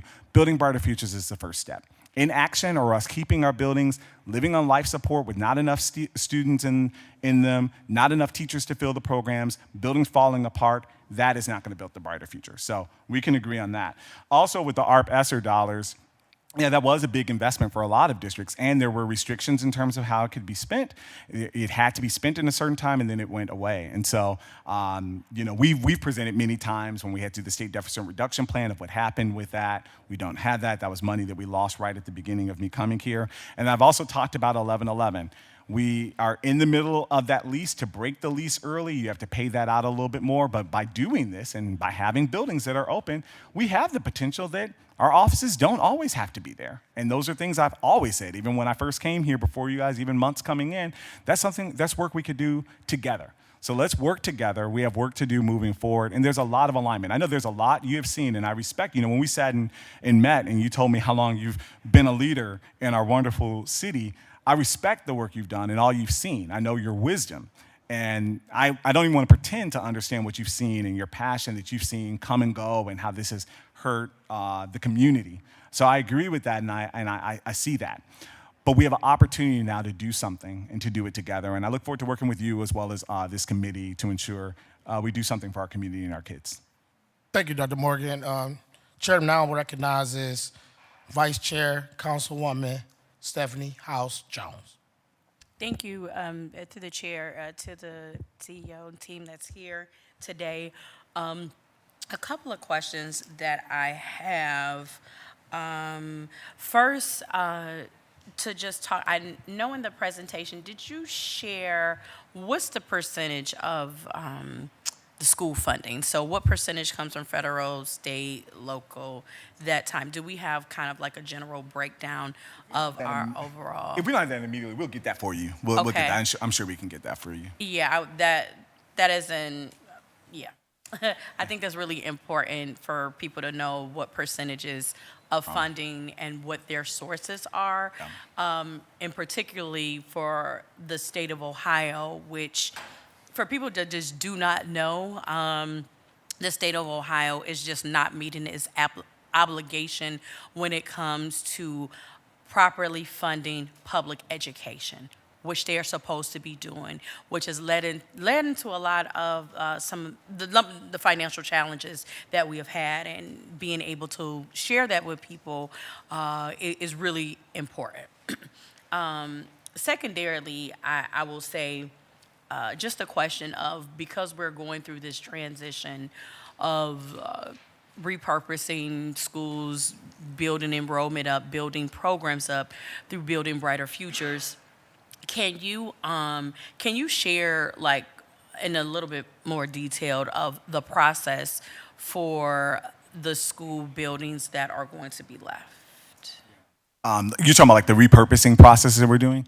So I'll start at a high level, and then I'll kick it to Matt if you have any things that I missed or things you want to add to it. So it really started with the coalition that we have, which are members of our team. We have members of the city team, of really figuring out where are our programs, or where are the schools at, these 18 properties, and even some of the ones that have already closed. The land around it, who owns the land, whether it's the district, the city, other entities, and what could be possible. And then we also talk a little bit in terms of what is needed in terms of use. So some of that, when we're talking about what is needed in terms of use, there is some of that committee that is talking about some of the things that are needed, but that's also the process of hearing from the community in terms of some of the things that are needed. There are also a lot of restrictions and laws around what we can and cannot do. We work with the Facilities Commission of the state, which we need to be ensuring if these were, properties that were built with Facility Commission dollars, that we work with them, and that there's a process through that. Of course, all of this needs to be put as a recommendation that the board needs to vote on. And then there's also restrictions in terms of what the state says, timelines, and also what can be used. So all of those things are part of the process to simplify it. I don't know if there's anything else you would add.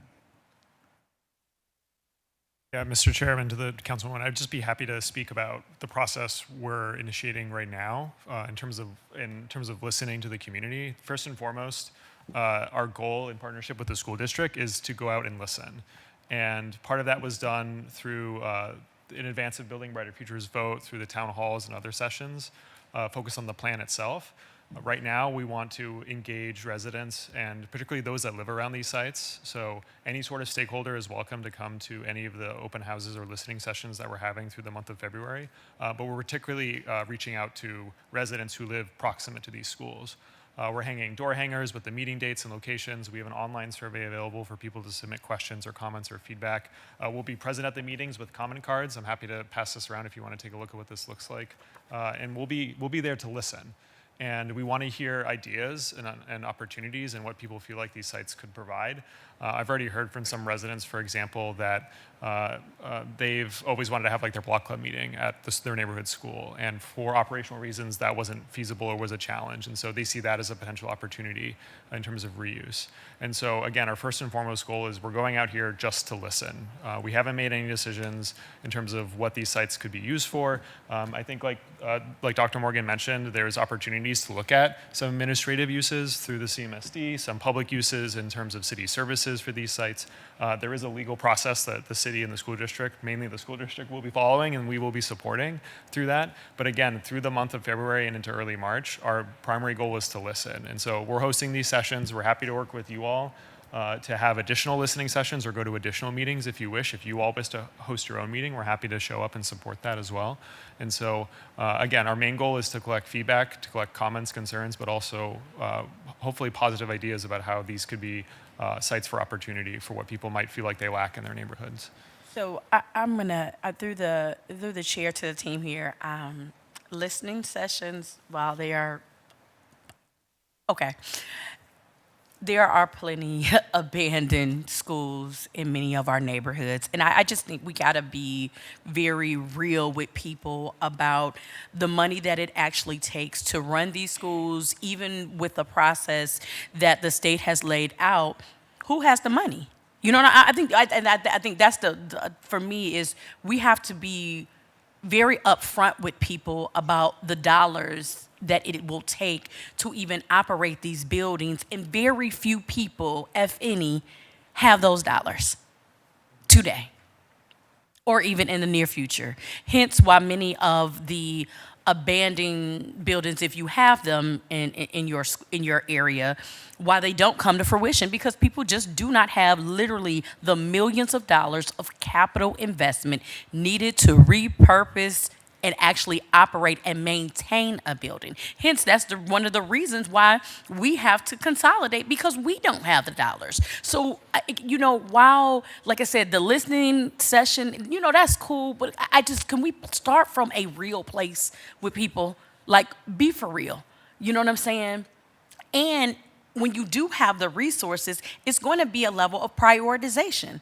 For all of the communities that are experiencing the same thing, somebody gonna go first and somebody gonna be last, right? And even trying to understand what that process could look like, right? And so this is one of the things where if I were offering a suggestion based on the map of, who may be suffering the most loss. I don't know what that is and what that looks like, but based on that, maybe there can be a prioritization of that community to prioritize development there. You see what I'm saying? So, again, it's some type of unifying process that people can understand, if I'm making sense with what I am saying. But I think No, I know. From my experience in 4 years, based on my experience, people are exhausted of going to listening sessions, talking, but we do not have it coupled with the doing. Take it for what it's worth. Okay? And then I did have, how much time I gotta? Good. Okay. All right. Through the chair, to the team here, I do want to just talk through. I would just encourage just communities, like, stop waiting for somebody to give you a plan from your neighborhood.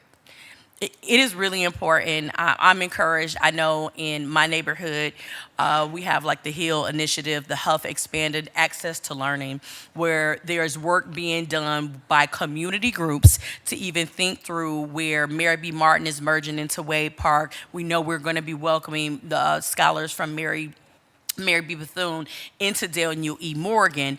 And so there's intentional work that is happening now to work to bring families together, think of programming, really trying to figure out how do we create expanded learning opportunities at the schools. And again, we're not waiting on the school district. Well, we love y'all or whatever, but you got to have a plan for your own people. You see what I'm saying? This is offering, take it for what it's worth. And building upon that to be in partnership and to tell the district, this is what we want for our families and how can you help us make this a real thing?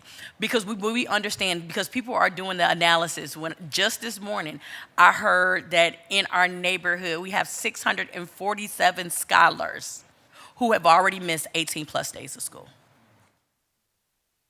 647. That's a problem. That's on all of us. That's on all of us. If you are listening to this, if you go to the school, 647, we're talking about K through 8. These are our K through 8 babies. That's crazy. That's on all of us. And I don't care about your title, nothing. We all have to be a part. If we want to see Cleveland have a different trajectory of success and excellence, none of us should be sleeping well when you hear information like this. So, you know, my office, like I said, we in our Huff neighborhood, we doing the work that we can to ensure that people know that you are going to have excellence. It'd be hard, we be fighting, but that is the goal, and we actually have a real plan, and I would encourage other communities to put forth some real plan that others can, have buy-in to, that they are a part of, so that we can truly set our families up for success. And I'll leave that there. Whoa, look at her. And, Thank you. I just want to respond through the chair to the councilwoman. Thank you for that. And that, that last point that you just made, I completely agree. I mean, we can't, the district can't do it alone. And so when we think about plans, or there are already groups and organizations that are taking place, it helps when we have partners that come alongside of the work, because these are all of our babies. And so I concur with that and appreciate your statements. Thank you, Dr. Morgan. Definitely, that was great, Councilwoman. Pastor Caldwell is not here. Recognize Councilman Shaw. Thank you to the chair. Good afternoon. I appreciate all of your time. I had a few questions, but before I kind of get into some of the details I was wondering and wanted to focus on, I wanted to, I think, just talk about the bigger picture that I think I've had in trying to understand, and I think some of the accountability that we as elected officials have as well. And I hear Councilman Palencia talking about how in the time frame we've lost this enrollment. I also do not lose sight of the fact that in the same time frame we've lost over 2/3 of our population as well. And I think that's just as much indictment of the elected officials from the mayor's administration to the city council over the last few decades, as much as it is of CMSD. And there's limited things that CMSD can control within its four walls. There's a lot of things that we can control that goes on in the city. So there really has to be a bigger comprehensive approach. And once again, for me, it's a understanding of what is the economic system here that is incentivizing the exploitation of our neighborhoods. That's led us to this point, and how do we start making investments in our neighborhoods that can get us out of it? So that's really going to be my focus. But I want to start talking some more details of, as you were going through the presentation, Dr. Morgan, through the chair, I had a few questions that I jotted down. So if you will just entertain, just right now, what is the average commute time for students who are using public transit?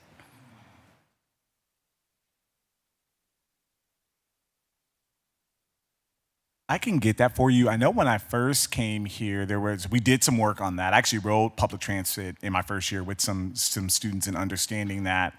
And the student I rode with actually graduated from Garrett Morgan. I think he was a 2025 class, in the 2025 class, but he was a junior at the time, got up at like 5 in the morning and had to take 2 or 3 buses to get over from Garrett Morgan.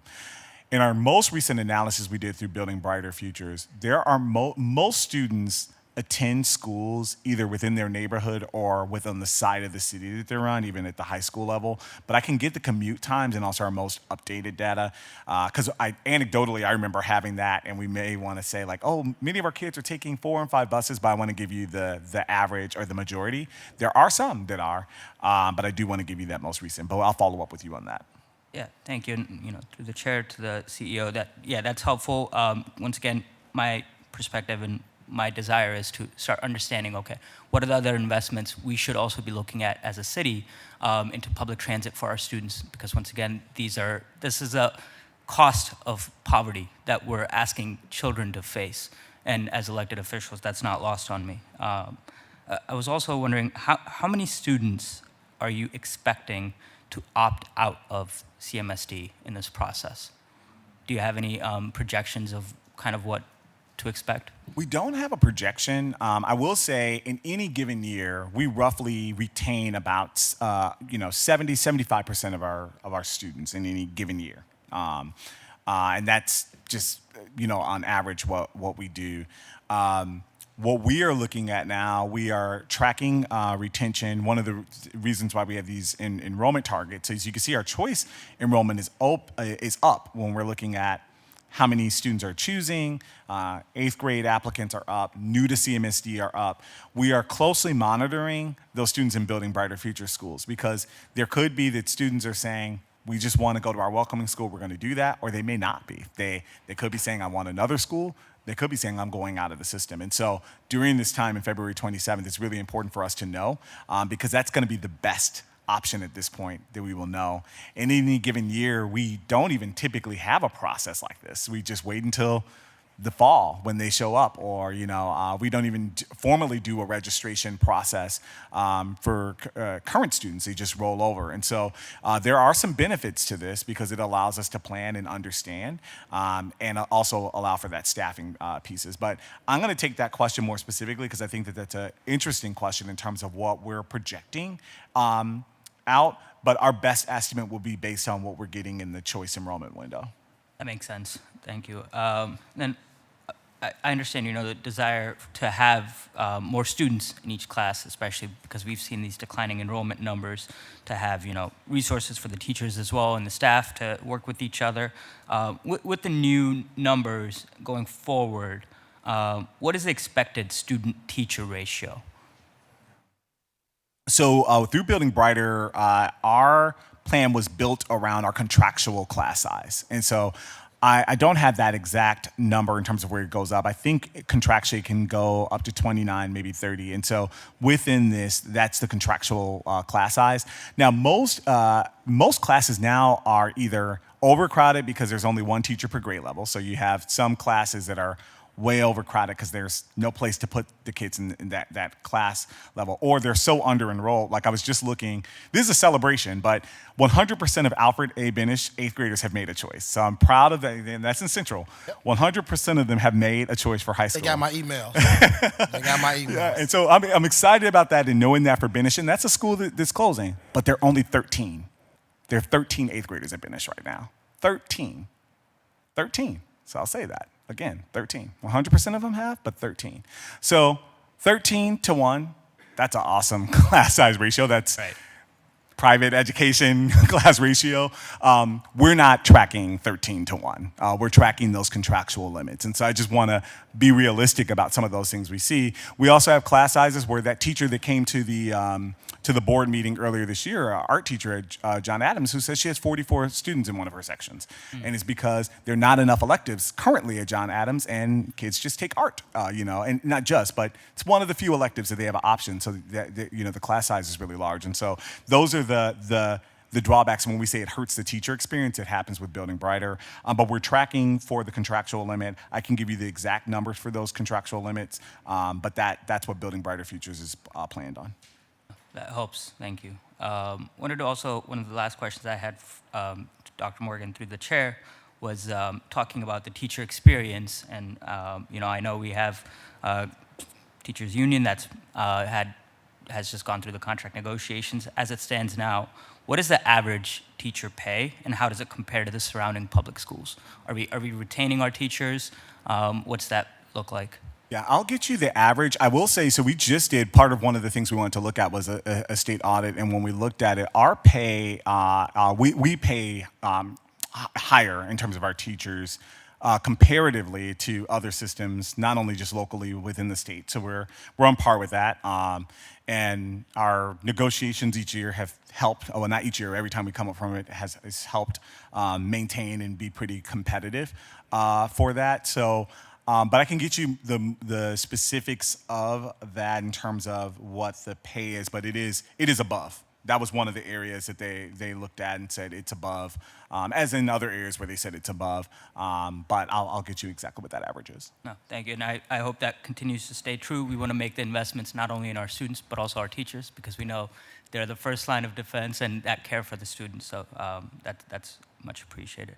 And I wanted to add a few questions for the administration through the chair as well about the plan for what's going to happen afterwards. So I understand, there's these listening sessions, which I've gotten the notice of. I plan on being there, letting my residents know about it. Just more detailed, specific one initially was, so I'm actually going to have 3 schools that are going to be closing in the new Ward 12, and I think that might be one of the highest ones across the board.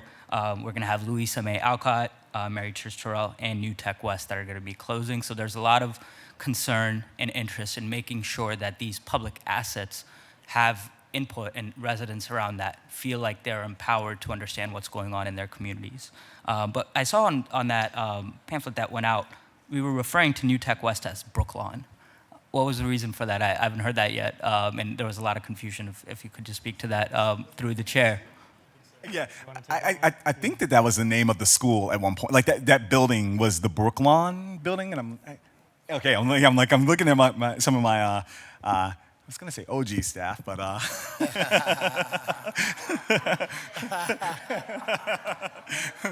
my experienced veterans, but yes, the building was called Brooklawn, the Brooklawn building. I see that. Yeah, that sparked a lot of confusion. Folks were wondering, why it wasn't called New Tech West. It took some figuring out. So, and I wanted to ask about, so beyond the listening session, is there any plan to actually explain to the communities on what are the ways we can use it? I understand there's restrictions at different levels. Has the administration come up with a plan of how we're going to do that public education piece and provide a realistic opportunity for folks to get involved? So, 1 or 2 month time frame is just not enough for people to actually understand what their options are to weigh in. And it sounds like we have a year to actually decide. So could you just speak to that through the chair? Councilman, through the chair, I'd be happy to expand on the process. And I also want to be respectful of your time, so feel free to continue to ask me follow-up questions if Sure. they generate more ideas or thoughts. I want to be, and also taking note of Councilwoman House-Jones's questions about the education side. I want to provide a little more detail. We're bringing a lot of development cluster staff to these meetings between the city planning department, community development, Department of Development, to really talk about what you just said. Like, what does this process actually look like? How does this happen? What are some of the constraints and challenges? It's not going to be city staff lecturing to residents. We're not having a detailed presentation. We're having the time for residents to engage with staff. Cabinet members are also being invited, so department directors and chiefs will be there as their schedules allow to engage with residents and answer questions about that process. We want these to be conversations that people have with staff to ask those types of questions so we can provide that information. It's difficult to communicate it in a format like this, or a format where you might have saw at the town hall where there's a presentation. It's much easier, and we find it, we can connect and have more nuanced conversations in a conversational format. And so it's not necessarily meant to be a passive, just talk to us and we'll write everything down, even though we do want to gather that feedback. We also want it to be conversations between city staff, elected officials like yourselves, and residents to have that conversation. And so what we're doing is we're compared to previous partnerships with the school district about site reuse, we haven't done it quite this way before. We've gone out to the community first to hear, what are your thoughts, what are your concerns? Part of that is lessons learned from previous work around reuse and reuse of old or vacant sites. And part of that is because of the opportunities that these sites specifically represent. There wasn't necessarily this focus, but I think in previous reuse opportunities, because of the nature of those buildings and the resources available to developers, to other partners, that they've tended towards historic renovations, housing conversions, things like that. What we see as an opportunity with these sites is much more flexibility in terms of what they could be used for. We don't want to communicate to anyone, and we especially want to use this opportunity even today to say, our expectation is for any sites that would be repurposed, that they be torn down and rebuilt as housing of any kind or other types of uses. We want opportunities, we want to communicate to anyone in the community, whether you're a developer, an organization, that if you see yourself fitting into this space in whatever way, please respond if there is a request for qualifications, request for proposals, because that's what these sites represent. These schools some of them are relatively new, some of them have been renovated, some of them are smaller, some of them are larger. And so we want to be as open-minded as possible. And I want to be really clear too that we're planners, we're development professionals, we're city staff. We have a lot of thoughts and ideas, but we want that to be. We don't want to get too far ahead of the community and the residents in these neighborhoods. And we earnestly really want that feedback to inform our expertise, our understanding of development conditions in these neighborhoods and the development market in general, to make the best decision for people. And so we're not here to say, or even at these meetings to say, we're finding as many developers as we can, and that's the goal. It's really not. We want to find the best uses possible. And what we're committing to, at least for now, and this is an evolving process, and we want to be as transparent as possible, that we will follow up with the process. And so what I mean by that is we will have these sessions, these meetings through February, through early March, and we will follow up on what the process looks like next. So we want to be respectful of the board. We want to be respectful of state law in terms of what has to happen for these properties. But we also want to be clear with the community that we will come back and let you know what we heard and what that looks like in terms of what sites would potentially go out, what sites would go out, what that process actually looks like, what the feedback was that we heard in a consolidated format. Did we get it right? Are we missing anything? And why we're starting early is because we want to have enough time to follow up with people. And so, again, our earnest effort here is to try to be as honest and transparent as possible, to gather as much input as possible. And won't be the first or last time yourselves or residents in your wards are going to hear from the school and the city in terms of how we want to share this process with them and have it be co-led with residents. So I hope you see that, and hopefully we follow through in those expectations. No, I appreciate that. And I know I'm a little over time, just wanted to briefly wrap up. And, I look forward to that, and my residents do as well. And I think what you said, opportunity, I think is the exact word.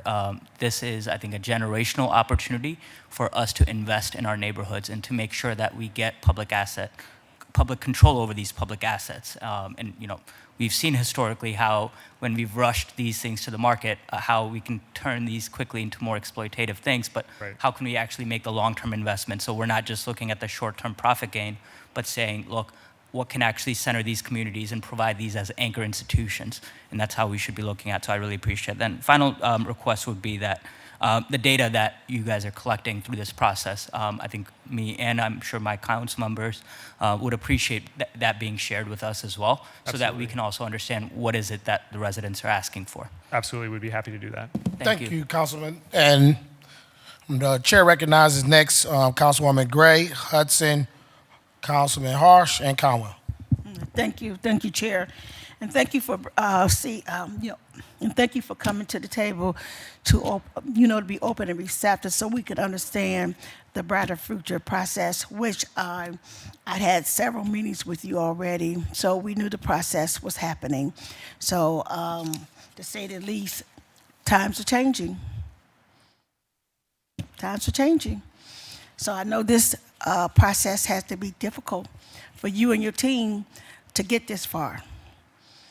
So to say the least, we can't keep comparing what was and what's now, because I actually think you took the initiative to do the harder work than the other CEOs, because this should have been done a long time ago. I'm just saying this because I am a product of the public school system too. I am from East Tech, before my young colleague over here that brags about himself and never recognized me at all. So say the least, okay? At the hallway Tax grad dedication. too. Okay. We did do the hallway dedication You better give it to me now. I gave Stop you some ignoring love. me at the table, because you do all the time. Oh. But I came before him. Okay, so I'm gonna put that out there, Councilman's car. Okay, we East Tech. Yes, I we come are. from East Tech too, but I'm from the old East Tech, and we were the second class that graduated, a full class from the East Tech in 1973, and we had a full class of 575 students.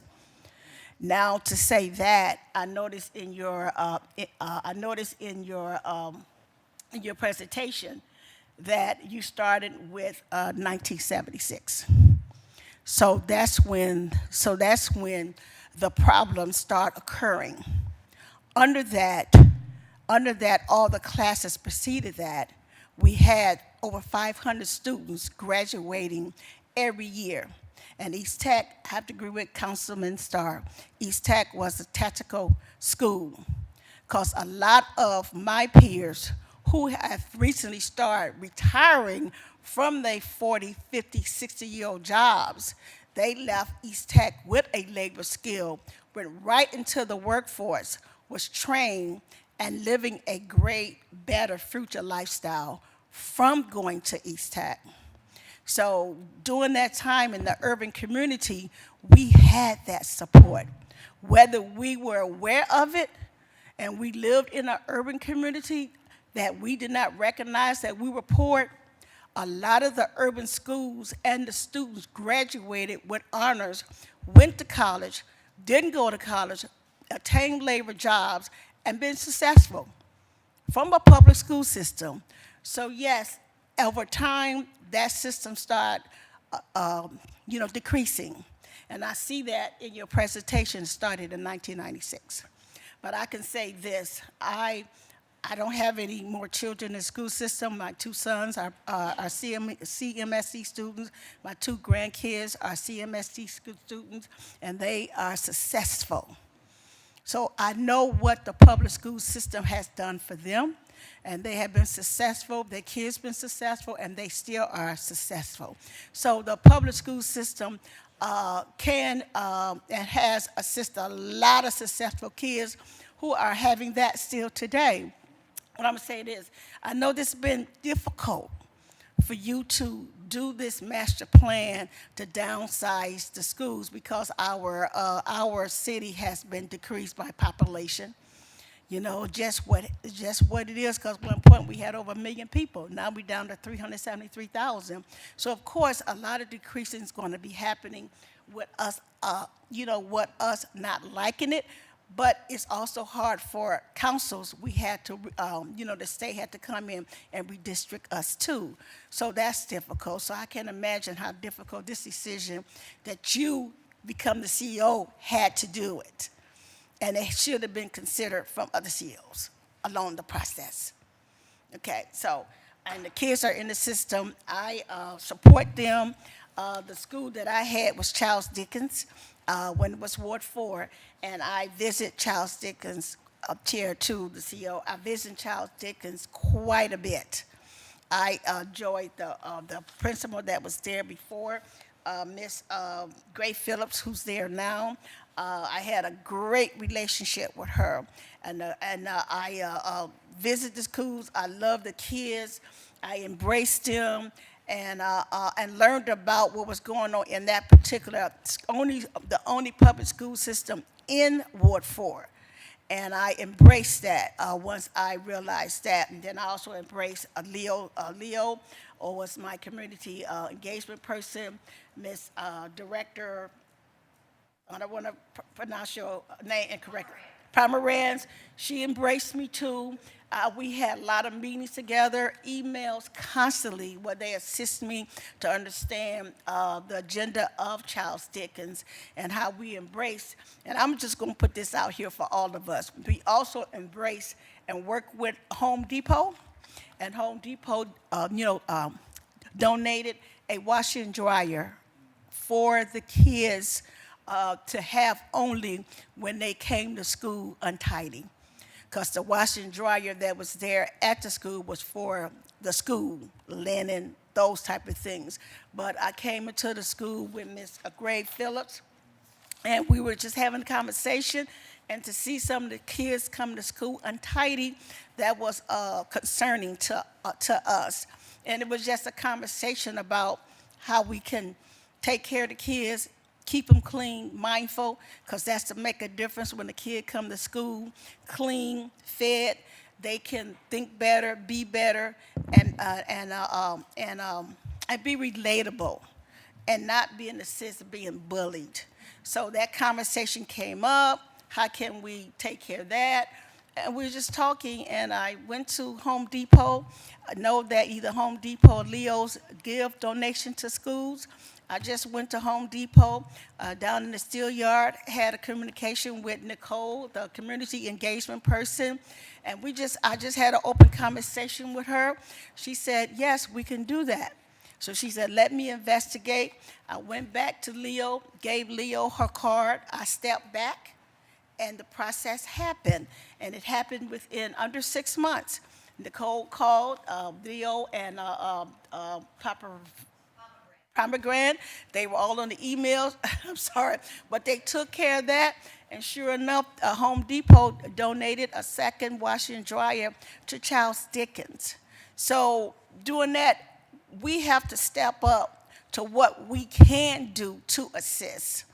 And I like what our colleague Mike said, that we're not over the schools. We can't make final decisions. So, but we are here to support, not only as councils, but as parents, because a lot of us are parents, a lot of us has nieces and nephews in school, and we support them, and we support our parents. So to understand what we can do to assist, to help the process. And this is the most difficult process that you got in the seat, that you had to take care of and make that decision. Whether our parents understood it or like it or not, it has to happen, because we don't have enough kids in our schools now to, to operate. And we have to do something. The schools have not been maintained properly over the years, and they just became, in the sense of, too deplorable for the kids to have, be safe in the schools. We see it. We can't do anything about it. And as my colleague House Jones said, where's the money? Where's the money? There's no money to do that. So we have to understand this is a difficult process of the agenda that you presented to us. We have to embrace what's going on today. Times are changing. And we have to embrace and understand how we're going to keep educating the kids that we do have in the city of Cleveland, that we can support and give them a great educational system that's going to be different than what we had when we had what we had. But we got through it. And most of us at this table, probably public school system, and look at us, we're council people in our own neighborhoods that we still hear. So I don't have a lot of questions for you. I just want to let you know that by me being in the meetings, you called the meetings, and you kept council abreast of what's going on. I know this is difficult, and whether we like it or not, and we lose in schools that we don't want to lose. That was productive. Things happen. decrease happened in our school system, and we couldn't stop it. We just couldn't stop it. And I think that Mike, I feel his passion all across. Every time he speak, him and Conwell, when they speak, they are passionate. They speak for all of us. But the point of the matter is, where's the money? There's no money, and I'm gonna close this on my end. Give me just one more second to close. I am myself been working with I think I brought it to your attention just for a minute, that I've been working with community development and the schools that already been closed prior to the 18 schools that are, that are closing now. The other schools been sitting for, as Councilman Starr said, 15, 20 years in our community. And I've been working with community development to incorporate Audubon and Mount Auburn School to turn them into housing, senior veterans, and also to family units.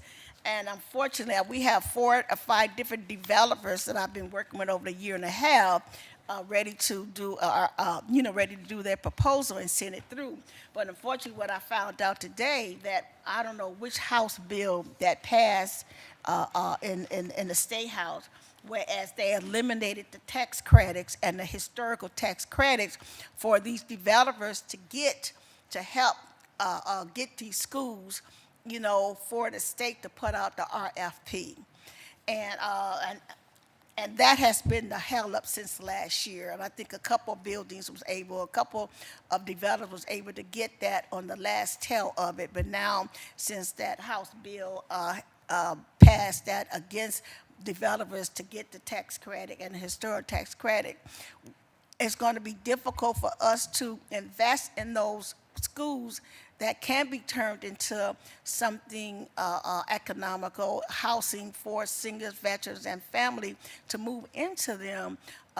Maybe that's something that can be looked at, because as we ask, what is going to happen to these schools now since they're going to be closed? How are they going to invest more in our community? Because we don't want those 18 buildings sitting. But since I'm in Ward 3, Mound School is going to be turned into the art schools. Yeah, going to be turned to our school, and that's one of the schools now in Ward 3. And Charles Dickens going to be capped as well, correct? And that's going to be in Ward 2. But say the least, we need to know every avenue that we can also assist to save not only the buildings that have been sitting for years, but also, the buildings that's going to be closed and what we're going to do with them. Thank you. Thank you, Councilwoman, for those wonderful statements. As a proud East Tech graduate yourself. Thank you. Thank you. Definitely, I believe we recognize we have Hudson, Arsh, Caldwell, and I believe we have 2 people from the audience, from the viewing public. So, Councilwoman Hudson. Thank you, Mr. Chair. Through the chair to Dr. Morgan, it's nice to see you here today. And so there are 2 elementary schools that are closest to where I live. One of them, is Marion Seltzer Elementary School, which I had the privilege of working on the redesign with you and your team. The other is Marion Seltzer is Louisa May Alcott Elementary School, which is in Councilman Shaw's ward, Ward 12. One of the concerns I've heard from neighbors about the closing of Louisa May Alcott is the last K-5 school, I believe, in the city. And there are a number of students who attend that school who have IEPs, or individualized education plans. What is the plan through Building Brighter Futures to deal with students who have IEPs? Thank you for that question. It's so great to see you in this capacity and work with you in this capacity. So yeah, Alcott was, we heard a lot from the Alcott community during phase 2 of the Building Brighter Futures plan. And it was a school I went out and visited because I was hearing so much about it. I'd been out there before, but I said I just had to go out there and just see some of the things. And some of the teachers and also parent representatives, I worked with them in other avenues. So I'd known them, they had come to parent meetings, and so when I was hearing their passion, I said I worked with them before, so I had to come out there and see what was taking place. And it is a very beautiful and special community. Walked into a music classroom where there's a music teacher that is doing great work. I did, visibly see some students who have disabilities or different challenges, either physically, and then some they have mentioned also with some learning as well. And so it was really important during our time that for our students and families, or families that have students that have an individualized education plan or physical disabilities, that we were working with them to understand what their options are. And so right after the vote took place, we had communication that went out to our families. We also hosted different meetings that we had with the families, and those are ongoing sessions that we're doing. And then also we communicated our plans for our students. Depending on what classification the student is designated within their individualized education plan. There are some students that receive like push-in services, so they get that tier 1 instruction. And for students who get that tier 1 instruction and maybe get a support or aid that pushes in, the majority of students were able to go to the school, the receiving school or the welcoming school that was designated for them. In some cases, if there were certain needs that the student needed in terms of their a classroom specification or things that the building needed based on what they needed, there were other recommendations that were made from our special education department and enrollment department, and we ensured that families knew what those choices were, as well as the other choices within the system where they could choose. So we really wanted to make sure that this was a population, like all of our population, that we had a lot of care for, but that there was communication. And we're still continuing to do that ongoing communication. I know our special education department that is led by Jessica Wiseman, they are tracking very closely the enrollment and also the communication that is taking place with families to ensure families understand their options. And then thinking specifically of Louisa May Alcott, because it is our only K-5, and grade configuration was a big, thing that I heard earlier on in my listening tour. Part of Phase Zero, when I first came in, I did a listening tour throughout the entire city. And I did hear from people that said, why don't you go back to K-5 schools and then middle schools and then high schools? And it was something we explored. It didn't poll really well when we did, some just different polls when we were getting ready to do our levy. So that was something that families weren't necessarily that excited about. Anecdotally, I heard, but I also did not hear that that was something across the board that families wanted, and also some of our partners who had mentioned things that didn't work in the past. So it was something we didn't explore. And also our buildings, we don't have the buildings necessarily that would be able to fill up the enrollment of those schools. So it was something we couldn't do in this time frame. It doesn't mean something we won't explore in the future. I do believe that we need an education model that's consistent across the board. So I don't want schools where there's some schools that has this grade level and some schools that have other grade levels, because it becomes hard when we're supporting the curriculum and instruction across the board. So I am proud that through Building Brighter Futures, we'll have majority pre-K-8, so there'll only be one of our elementary schools that doesn't have pre-K, but otherwise all the other ones will have pre-K, and they'll go up to 8, and then we'll have our 9 and 12 programs, so we'll be able to support them. But the Alcott family, as well as all of our families across our system, are great families with great communication, and we want to make sure that we're serving them well as they head over to Joseph Gallagher. The other thing I'll share really briefly is there was a question as to why wouldn't we choose Seltzer? Because we know that the new location of Seltzer is actually going to be a little closer. And maybe once we get there, that will be the case. Right now, as you know, where Seltzer is at, and I was just there. It was one of the stops I made on the first day we opened last week after the deep freeze, and was welcoming students there. But it's a little bit further from where Alcott is right now. It's sitting at a little bit off of 65th and Lorraine. So that isn't the best option right now. In the future, once the new Seltzer opens up, that may be a better option. But by that time, the students who are currently at Alcott will be, in high school by that time. Most of them will be. So. Thank you. Just to clarify, so will all of the 45 pre-K through 8 schools be able to accommodate students with an IEP?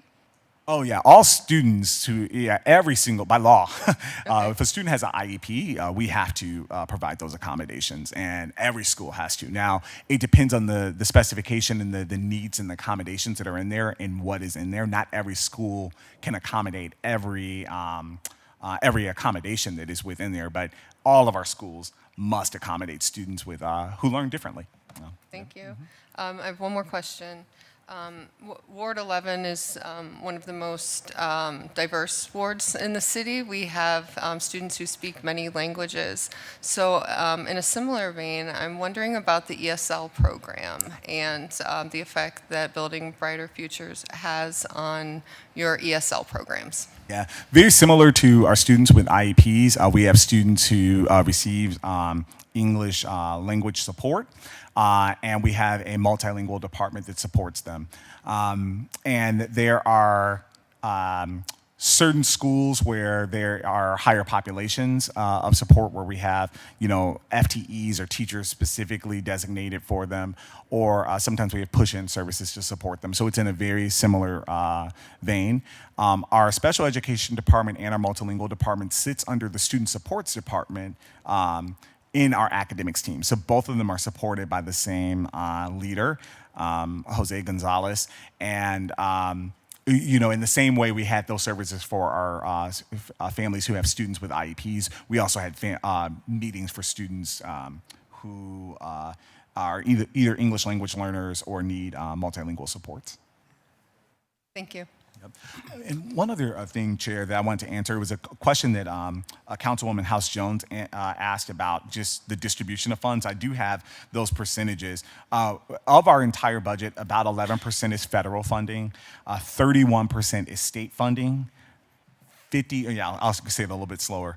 11% is federal funding, 31% is state funding, 53% is local funding, and 5% is other, and those could be grants, other things. Can I have a follow-up question? Yes. Thank you.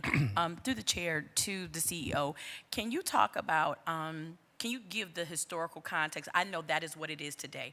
It would be very enlightening if you actually shared that information, since even just doing the milestones 5 years ago, 10 years ago, because what people will find is the reason why there's been an increased share of our local tax increase has been increasing due to the decreases from the federal and in particularly the state level. This is the narrative and direction we actually need to share with people. That is why the press is so hard on property taxes, because it has been tax shifting because of the regressive state tax policies, right? But if you all could really bring that up to share, this is important when we are talking to people. While people are always blaming, what's happening at the city, people don't care, you're not doing your job, not realizing the city of Cleveland actually has been shouldering the burden because we actually care about our children. We believe in public education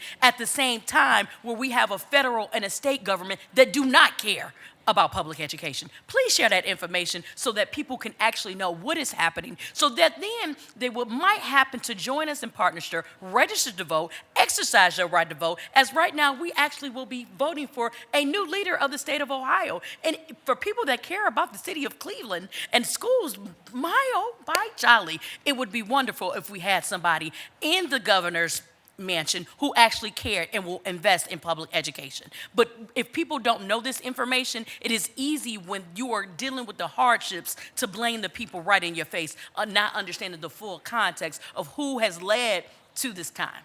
Thank you. Yeah, we'll share that historical context. Thank you. Thank you, Dr. Morgan, and thank you, Councilwoman House Jones, as well as Councilwoman Hudson. Councilman Harsh. Thank you, Chairman. I appreciate the opportunity to have this conversation today. I appreciate you bringing Dr. Morgan to the table for us. I've often said that as a Cleveland City Councilman with children in CMSD, it's my most frustrating experience. I can't vote for the board. We don't even get to approve appointments to the board. It's complete mayoral control, and it's been a source of frustration, to say the least. And Dr. Morgan, I'm not enviable of your position through the chair. I think when you first came on board in Cleveland, I told you that you have the hardest job in this city. I believe that your job is actually harder than the mayor's. Dealing with urban education and the difficulties that urban school districts present, I believe, is confronting 500 years of history that has not been going our way. Or going the way for a lot of our scholars and our students and our kids. But this is personal. These aren't our babies figuratively. These are my babies. These are my actual flesh and blood in the school. And they're friends that I've grown to know and care about as well. And I will say off the top that my students, my kids get an excellent education at CMSD. I could not be more proud of the education that they receive, the knowledge they come home with, the work assignments. They are all in music. They all have instruments. I do know a number of friends, though, who pulled their children from CMSD after 8th grade, and I will say it's a backhanded compliment to let you know that all of those 8th grade students who went to CMSD from K through 8, who went into the well-known parochial schools in the area, all achieved honor roll within their first semester, because the education they received at CMSD prepared them at the same level as every other school district in the area. And I put that out there because I think it is something to be proud of, even though we weren't able to retain those students. I myself went to public school, and I would wager that the majority of the people in this room probably went to public schools and graduated from public schools. And I would also say that everybody in this room is now doing very well and is a successful adult with a public education. I would then even go a little bit further to guess that most of us went to a middle-class school district. The majority of us probably did. And I know lots of people that graduated from CMSD that are doing very well. But my public school graduated 500 kids, 95% college admission rate. They're scattered across the country doing wonderful things.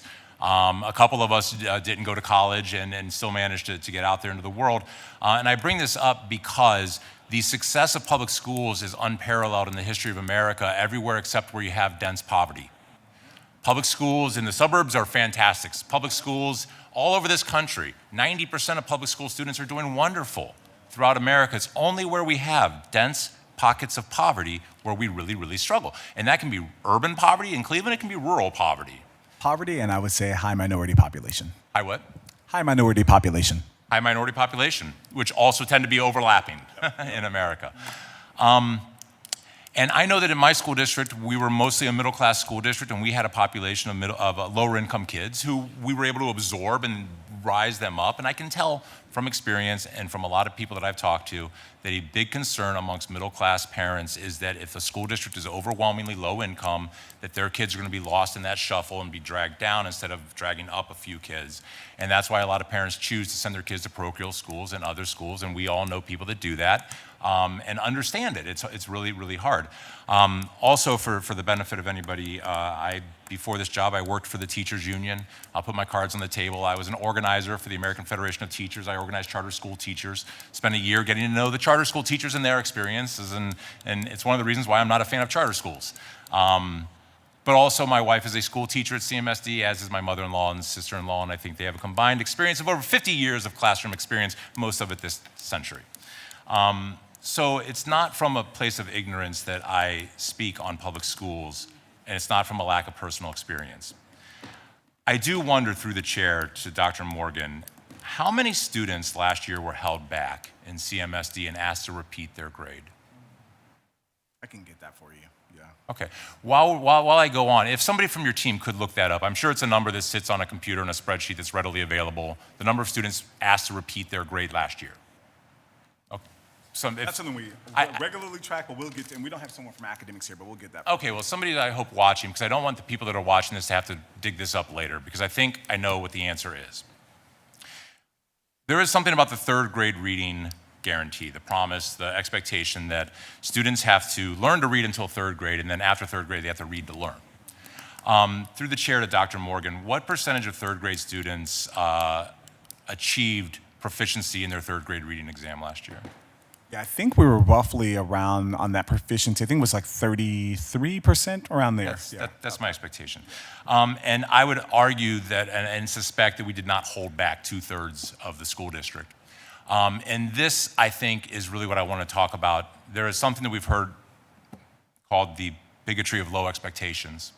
And I worry that if we don't start holding our kids to our standards and our expectations, and we pass them because they have an IEP, or because we're going to give them extra attention the next year, but we don't actually ever get them up to speed, then we are just pushing them off and shuffling them into an adult world where they are not going to have the opportunity to succeed with the kids who graduate from the public schools on the other side of the street in many, many cases. And I worry greatly about this, because when I ask parents who take their kids out of CMSD why, they tell me one of two things. It's always one of two things. Academic rigor isn't there, or safety, security issues. Those are the two issues that I always hear. I ask every parent that polls their kids why, and it's one of those two every single time. And I know that I've had this dream of grade 3.5. Grade 3.5 is the grade you go into if you didn't pass the third grade reading guarantee and you need to go back and try again. It cuts your graduation in half. Half go into fourth grade, half go into 3.5, where they get the intense rigor that they need and get a chance at fourth grade a year afterwards so that they're not left behind. I worry that no matter what we do with buildings and what we do with student classroom size, if we don't address the very real fact that students are not learning at the rate that we expect, then all we're doing is reinventing the wheel, or dare I say, rearranging deck chairs on the Titanic. And that's what bothers me the most about the school district in Cleveland. I know that we have great high schools, I know that we've got great grade schools, but we don't have enough, and I worry that if we don't start upholding expectations, we're not going to get there. I do have actual questions, though, so I appreciate your indulgence. Currently, there are about 17,000 students enrolled in charter schools in Cleveland. It's about half the decline that we've seen in the last 20 years. We've got 34 kids left in Cleveland, 31, whatever. About 17,000 are in charter schools. So it's not just the case that people stopped having babies. We've lost 1/3 of the city. And I don't even know what the parochial school numbers are. I was only able to pull. I have the total. So we are probably about 36,000. I think there are 57,000 students, school-age kids in the Cleveland, inclusive of charter, Yeah. parochial, everything. 57,000. That sounds right, and the rest are in parochial and the charter. Yeah, but then 240 schools. So still, Okay. when looking, I was just talking with someone from Florida in Broward, where they have like 240,000 students, had about 40 high schools. We have 31 high schools for 35,000. So I just want to let you know, even per mass here, we still are holding the majority of share, but still not enough to go around for the amount of schools we have. Okay, and thank you, Dr. Morgan. And through the chair, I hope that your team is grabbing that number of children that were asked to repeat their grade last year. I'm coming back to that. Okay, great. One of the reasons I despise charter schools is that they are allowed to reject students. They are allowed to softly tell the parents that their kids don't belong here and that there's a better fit for them at some other school and that they're not going to be allowed to enroll. And public schools cannot do that. We must accept all of our children, all of our students have to have a place in public school. But if those charter schools were to collapse financially or academically, as many of them already are, would CMSD be able to absorb 17,000 new kids if those charter schools were to shut down, through the chair?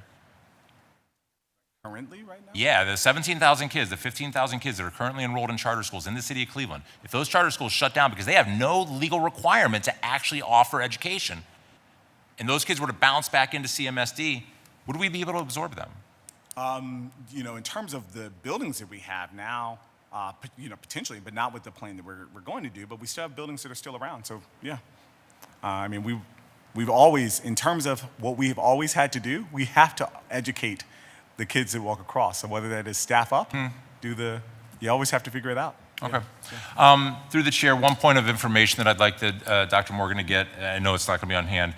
I'm curious, we know the number of kids that are enrolled in East Side versus West Side schools. I'd like to know where the kids live. There is a perception in Old Brooklyn that a lot of the kids that go to Rhodes are from the East Side. I don't know if it's true or not. I know that a lot of kids do actually live in the area. But I'd like to know overall, we got 10,000 kids enrolled on the West Side, 9,000 enrolled on the East Side in schools.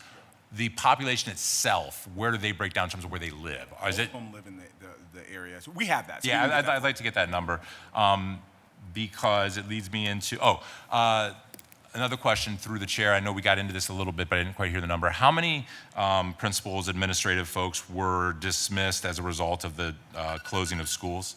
And I just have one more question after this, Mr. Chair. Displaced. I'll get you the whole number. We have principals that were, we have APs that were, and then we just did the deans and campus coordinators, and we're about to do central office budgeting. So about 50? It's above.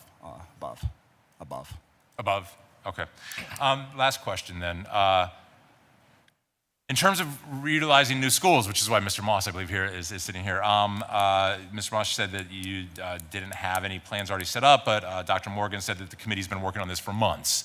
So I would like to ask, what state laws factor into how we can reuse schools? I know that we're supposed to offer some to charters and give them the opportunity. So through the chair, could you let me know what guidelines dictate the actions that we can take and the options that we do have?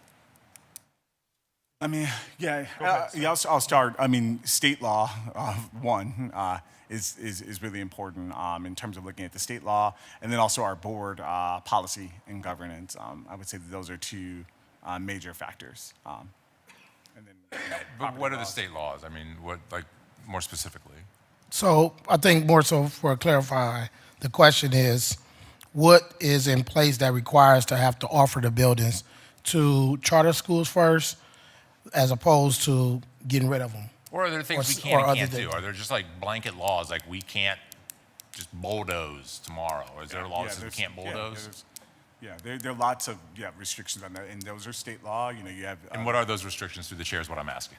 I mean, we can get those more specifically for you, but there are some that actually talks about, you know, who, one, the timeline that is needed, who has rights first. There are also laws around, like I said, we work with the Ohio Facilities Commission, that there are policies regarding, you know, depending on how the buildings were funded, what could be done with them. And those are where we have our segment plans through, of which what's the planning that's happening with the building, whether it is a new build, whether it is construction that's taking place on it, whether it's demolitions that take place with them. There are all these regulations that go into that. And then there's board policy, of course, that the board at the end of the day has the jurisdiction over the buildings.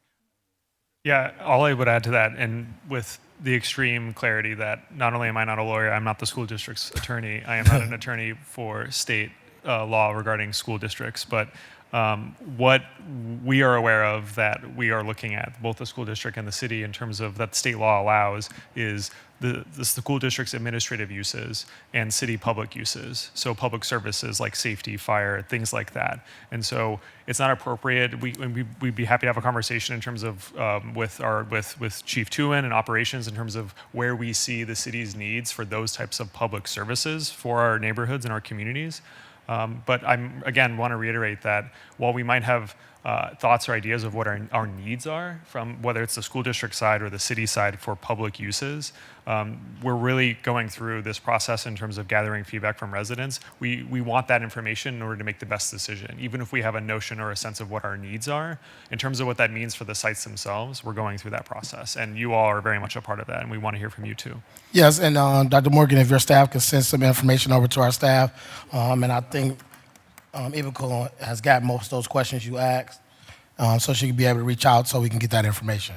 Thank you, Mr. Chair. And did anybody by chance get the number of students that were held back? I wanted to respond to that. Yes. So Go ahead. I wanted to This is respond. really, really important. It was really important, and we're aligned to it. So I don't know if you saw at the beginning of this our board goals. So for the very first time, we have very rigorous board goals. You need to see what those are, because I will say this starts with expectations. And everyone I talk to, it starts with expectations. When people say, you know, don't close the school or don't, you know, what's happening at the school is good enough right now. No, it's not. So I agree with you in terms of the alignment. We have work to do. Where I would argue with, because for years, even when you look at our graduation rates, which improved through the Cleveland Plan, before the Cleveland Plan, we were below 50% in terms of our graduation rate. It improved. We're at a place now, after the pandemic, it went down. We've been growing every year from that. Students have been held back. They weren't graduating. They also weren't proficient. Holding our kids back, black and brown kids holding them back, has not been something that has inspired inspiration. So that's not expectations. Expectations are, what's the rigorous curriculum? Do we have 100% college and career programs in them? What are we expecting of our kids to say that they actually can finish a program and achieve at a high level? That's what our board goals are about, and that's what we're holding ourselves to, not just holding kids back. Like, I agree that that's part of it, but also part of this, kids have been held back for years, particularly in the black and brown community, and it has not changed the trajectory. We still have a generation of kids that are not prepared to meet the demands. And so this time of leveling up, which you have heard we've been talking about leveling up, it's all about our board goals, and it's all about this work, because now we have the opportunity to have the programs, the rigorous programs that we expect for our kids. As you mentioned, you know, your kids are part of our system, so I'm not speaking directly for you, but as we expect for our kids in the state, we expect for them to achieve these high quality college and career programs.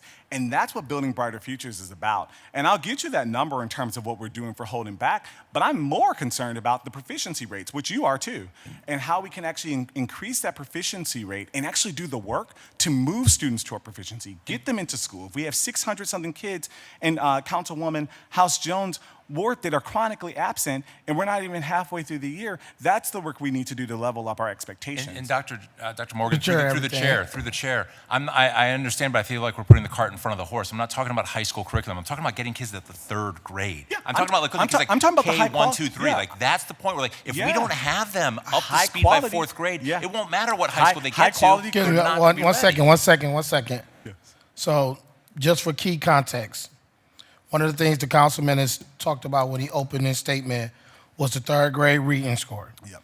And making sure we figure out how do we address that issue from the 3rd grade. If we know that only 35 or 33% of our kids are proficient with reading or ELA, and 80% of them are advancing to the 4th grade, when are they actually getting the help and the resources they needed to be able to advance? Exactly. Not talking about the fact that we also have them in K-8 buildings, so sometimes they might fly under the radar of not getting that skill, and then we find out when they get to high school that they are behind 4th or 5th grade. So And that's one of those things. Well, the reason why I went to start with the board goals, and I get where you're saying I went to thinking about the college and career programs, but college and career programs start with the curriculum you're getting from the moment you get in. So when we talk about a high quality curriculum, which we implemented, year 1 I was here, we had a high quality ELA curriculum in all of our schools. If you look at our board goals, it's early literacy. We're tracking K through 3, exactly what you're doing. Watch our board meetings.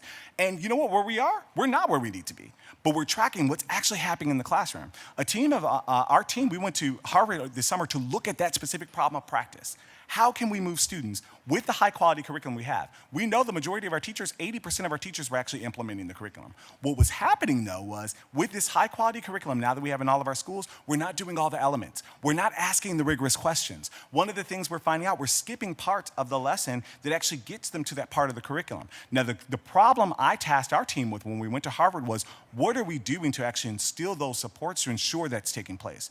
That's a leveling up of expectations. Yes, we do need to start with the accountability. And I would put the accountability on myself, which I put very hard on myself, and our team and also our city first before we go with just holding kids back. And so I agree with you. There's a lot of alignment. I want to let you know that we're passionate about it. Read our board goals and guardrails. Early literacy is actually where it's at. College readiness is one of ours, but early literacy is right where it's at. Our math proficiency is thinking about Algebra 1, where we're tracking our current 5th graders who are going to be 4th and 5th graders who are going to be in 9th grade by the time we hit this goal. We're doing this work thinking about the elementary work, but we're holding ourselves accountable to have the high expectations. And it takes all of us to say our kids can do it in the hard work that's happening in the classroom. Mr. Chair, I thank you. I thank you so much for indulging my time. I will simply wrap up this way. I don't think that 12 years is enough time for kids to be able to achieve what they need to achieve, given the struggles that we have in our community. And since we can't add grade 13, I think letting kids run through it again is our only option in order to get them more time in the classroom. Thank you, Councilman Arch, and thank you, Dr. Morgan. Last up, we do have Councilman Conwell, and we have one guest who signed up for public comment. Councilman Conwell? Very much. I want to follow up the question because, I like to keep my neighborhood clean, and I took a building that was the Davis, Harry E. Davis, and we have a hospital. That's right. We have University Hospital in Harry E. Davis, and we're developing behind it another with the May Dugan Center, right behind it. So that's one of your most successful buildings that you didn't close it, but it was closed. And I'm inheriting to the chair Iowa Maple, and I have to figure that out. Do we raise it, or we try to bring some resources in that benefit the community? Because I look at schools through the chair as being underutilized, and it's not your fault. When they built the schools, you should have had resources in there like libraries and rec centers, so when they go to the schools, one-stop shopping there. And that, to me, that's very, very important. But what scares me about the plan also, I don't want to see these schools left like you just narrated, Mr. Chair, trash and debris around them. When I drive the neighborhood, I always had to call in about Empire School, or the schools were abandoned. And we talk about safe routes. But when children pass by these schools and these schools are closed, it brings down a whole neighborhood with trash and debris there. Someone from CMSD should have the decency to drive that area or that neighborhood around there to make sure that the trash and the debris is cleaned up. Isn't that right, colleagues? They should, because what you're doing with this blight, you're taking down a whole community, and we don't want to do that, and that's not what the schools is about. You want to be good neighbors. You see the trash and debris, and people dump tires there, and some of the schools are open, unsafe routes to and from schools, and you could pull someone inside the school and do whatever the case may be. It's just forgotten, and when you leave, and that's what we don't want in the community. Through the chair to the CEO. I agree, and I would love to partner with. I think that's a community effort.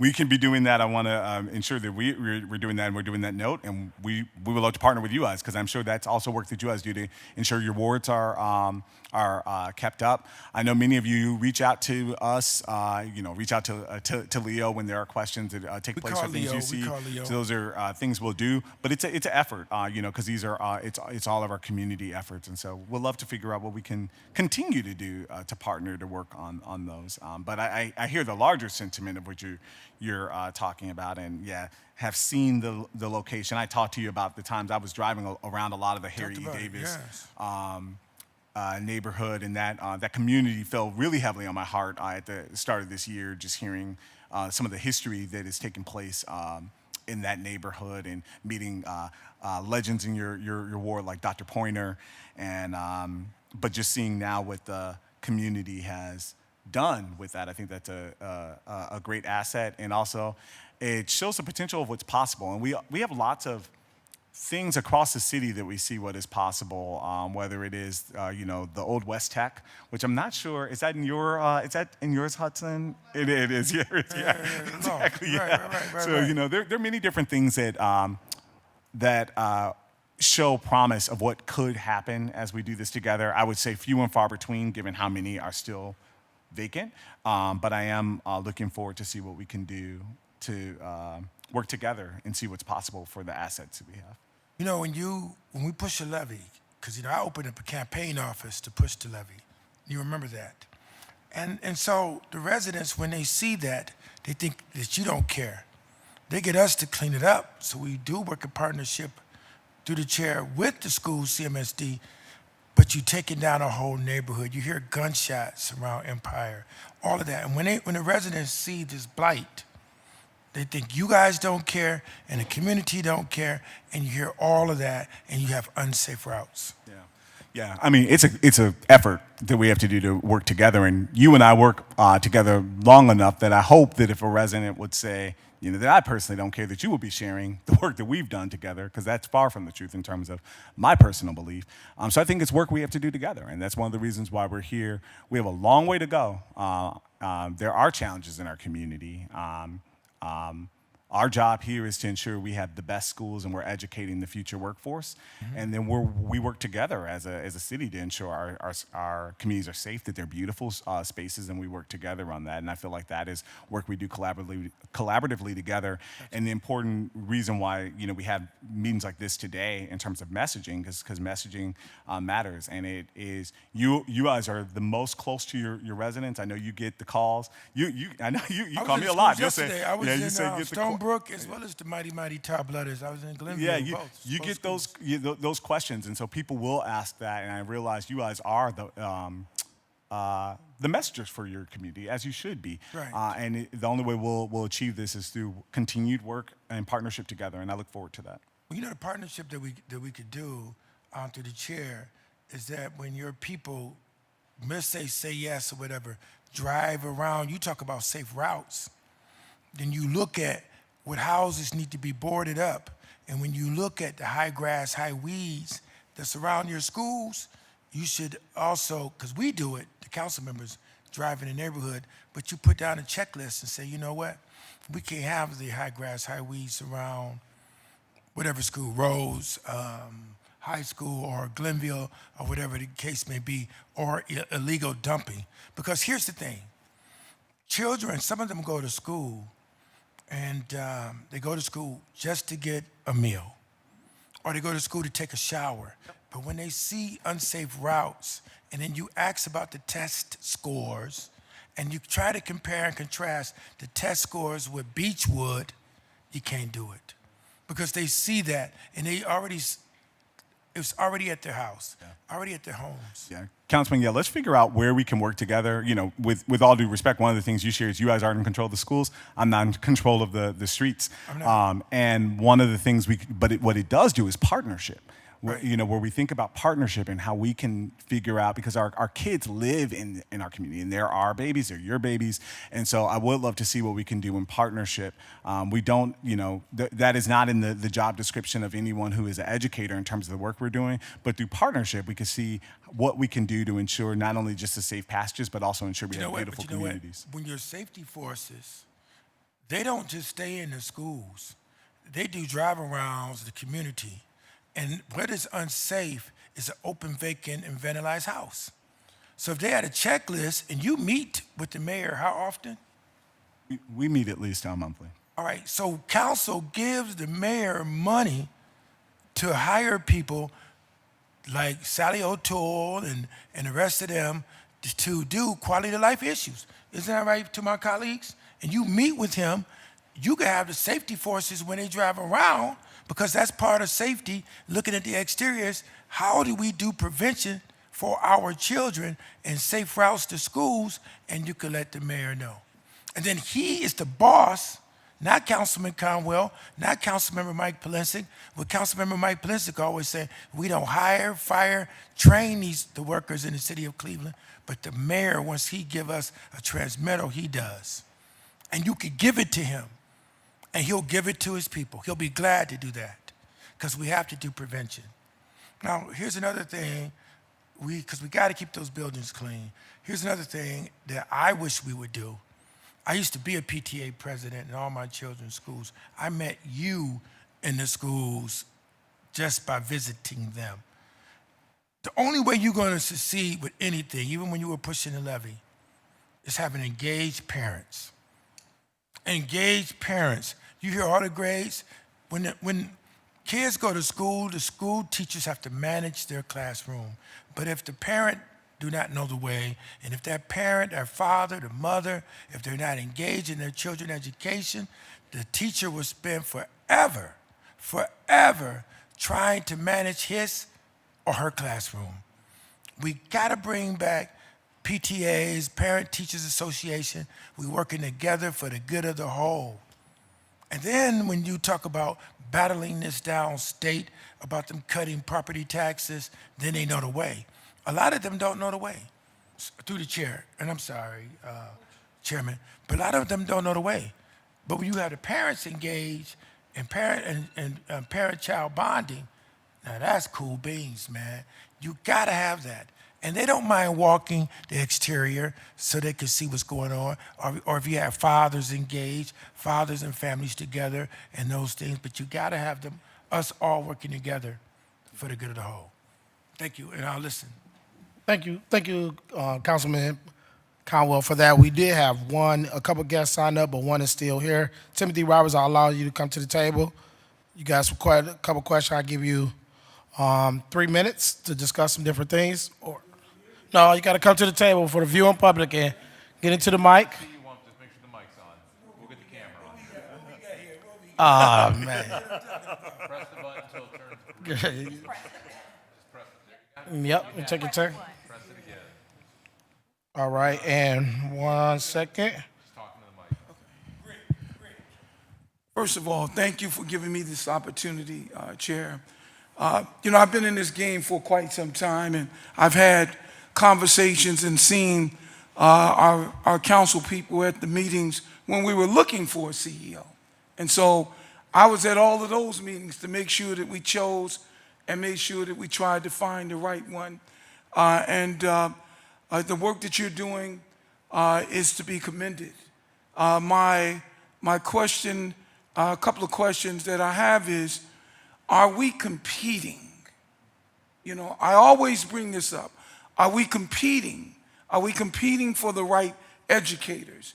And how are we going to go by going to our institutions and finding those young, brilliant minds that are going to be coming to our city or looking to educate our city, that we are concerned about our young people? So that's one of the questions.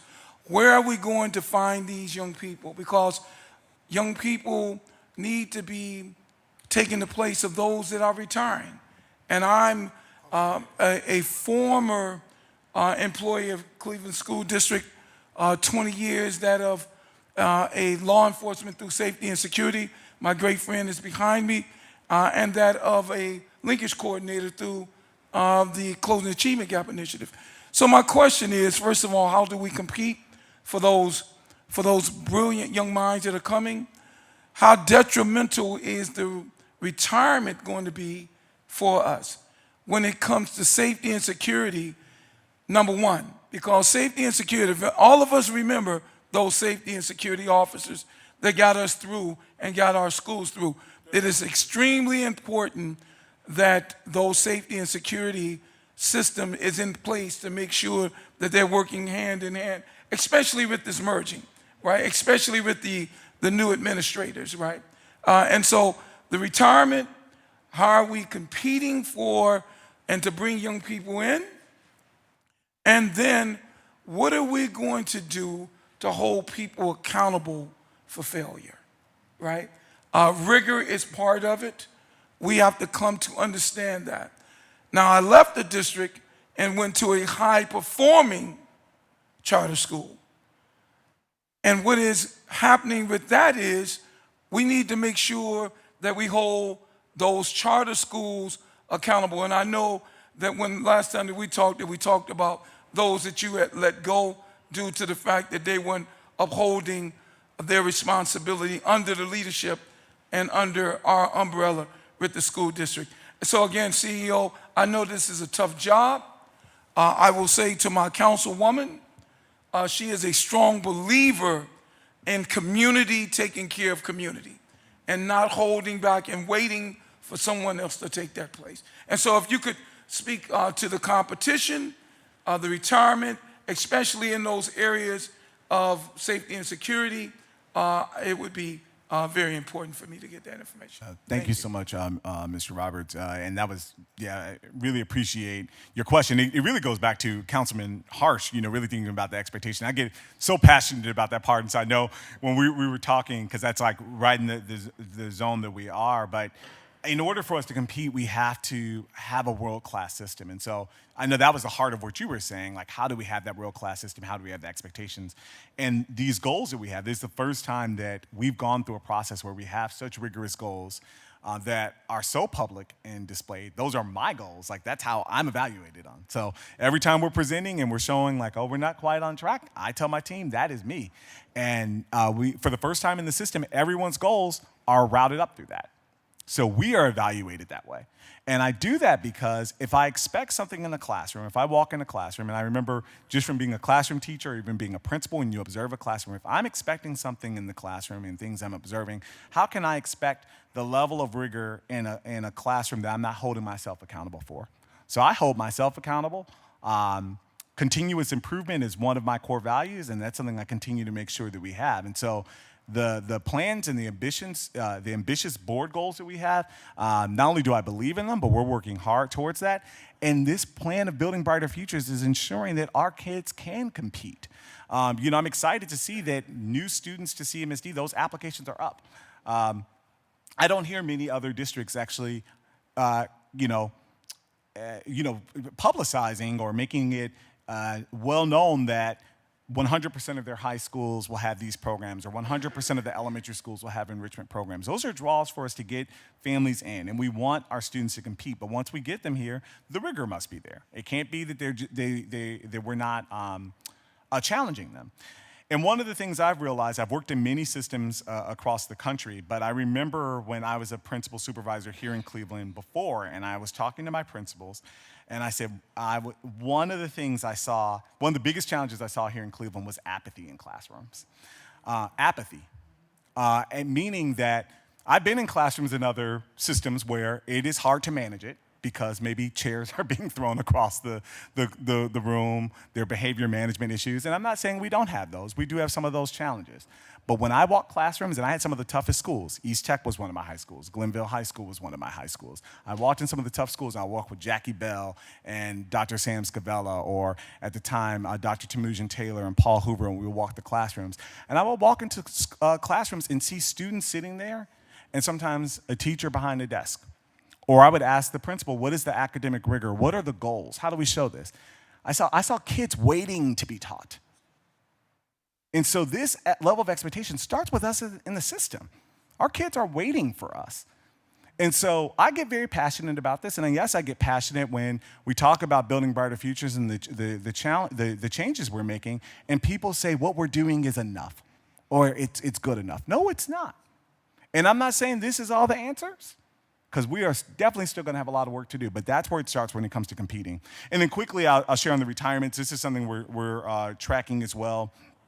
When thinking about the future workforce development, we have amazing educators within our system, and there are future pipelines we're continuing to look at. We have partnerships with Cleveland State that for some of our paraprofessionals that want to become teachers, that they can have that pathway.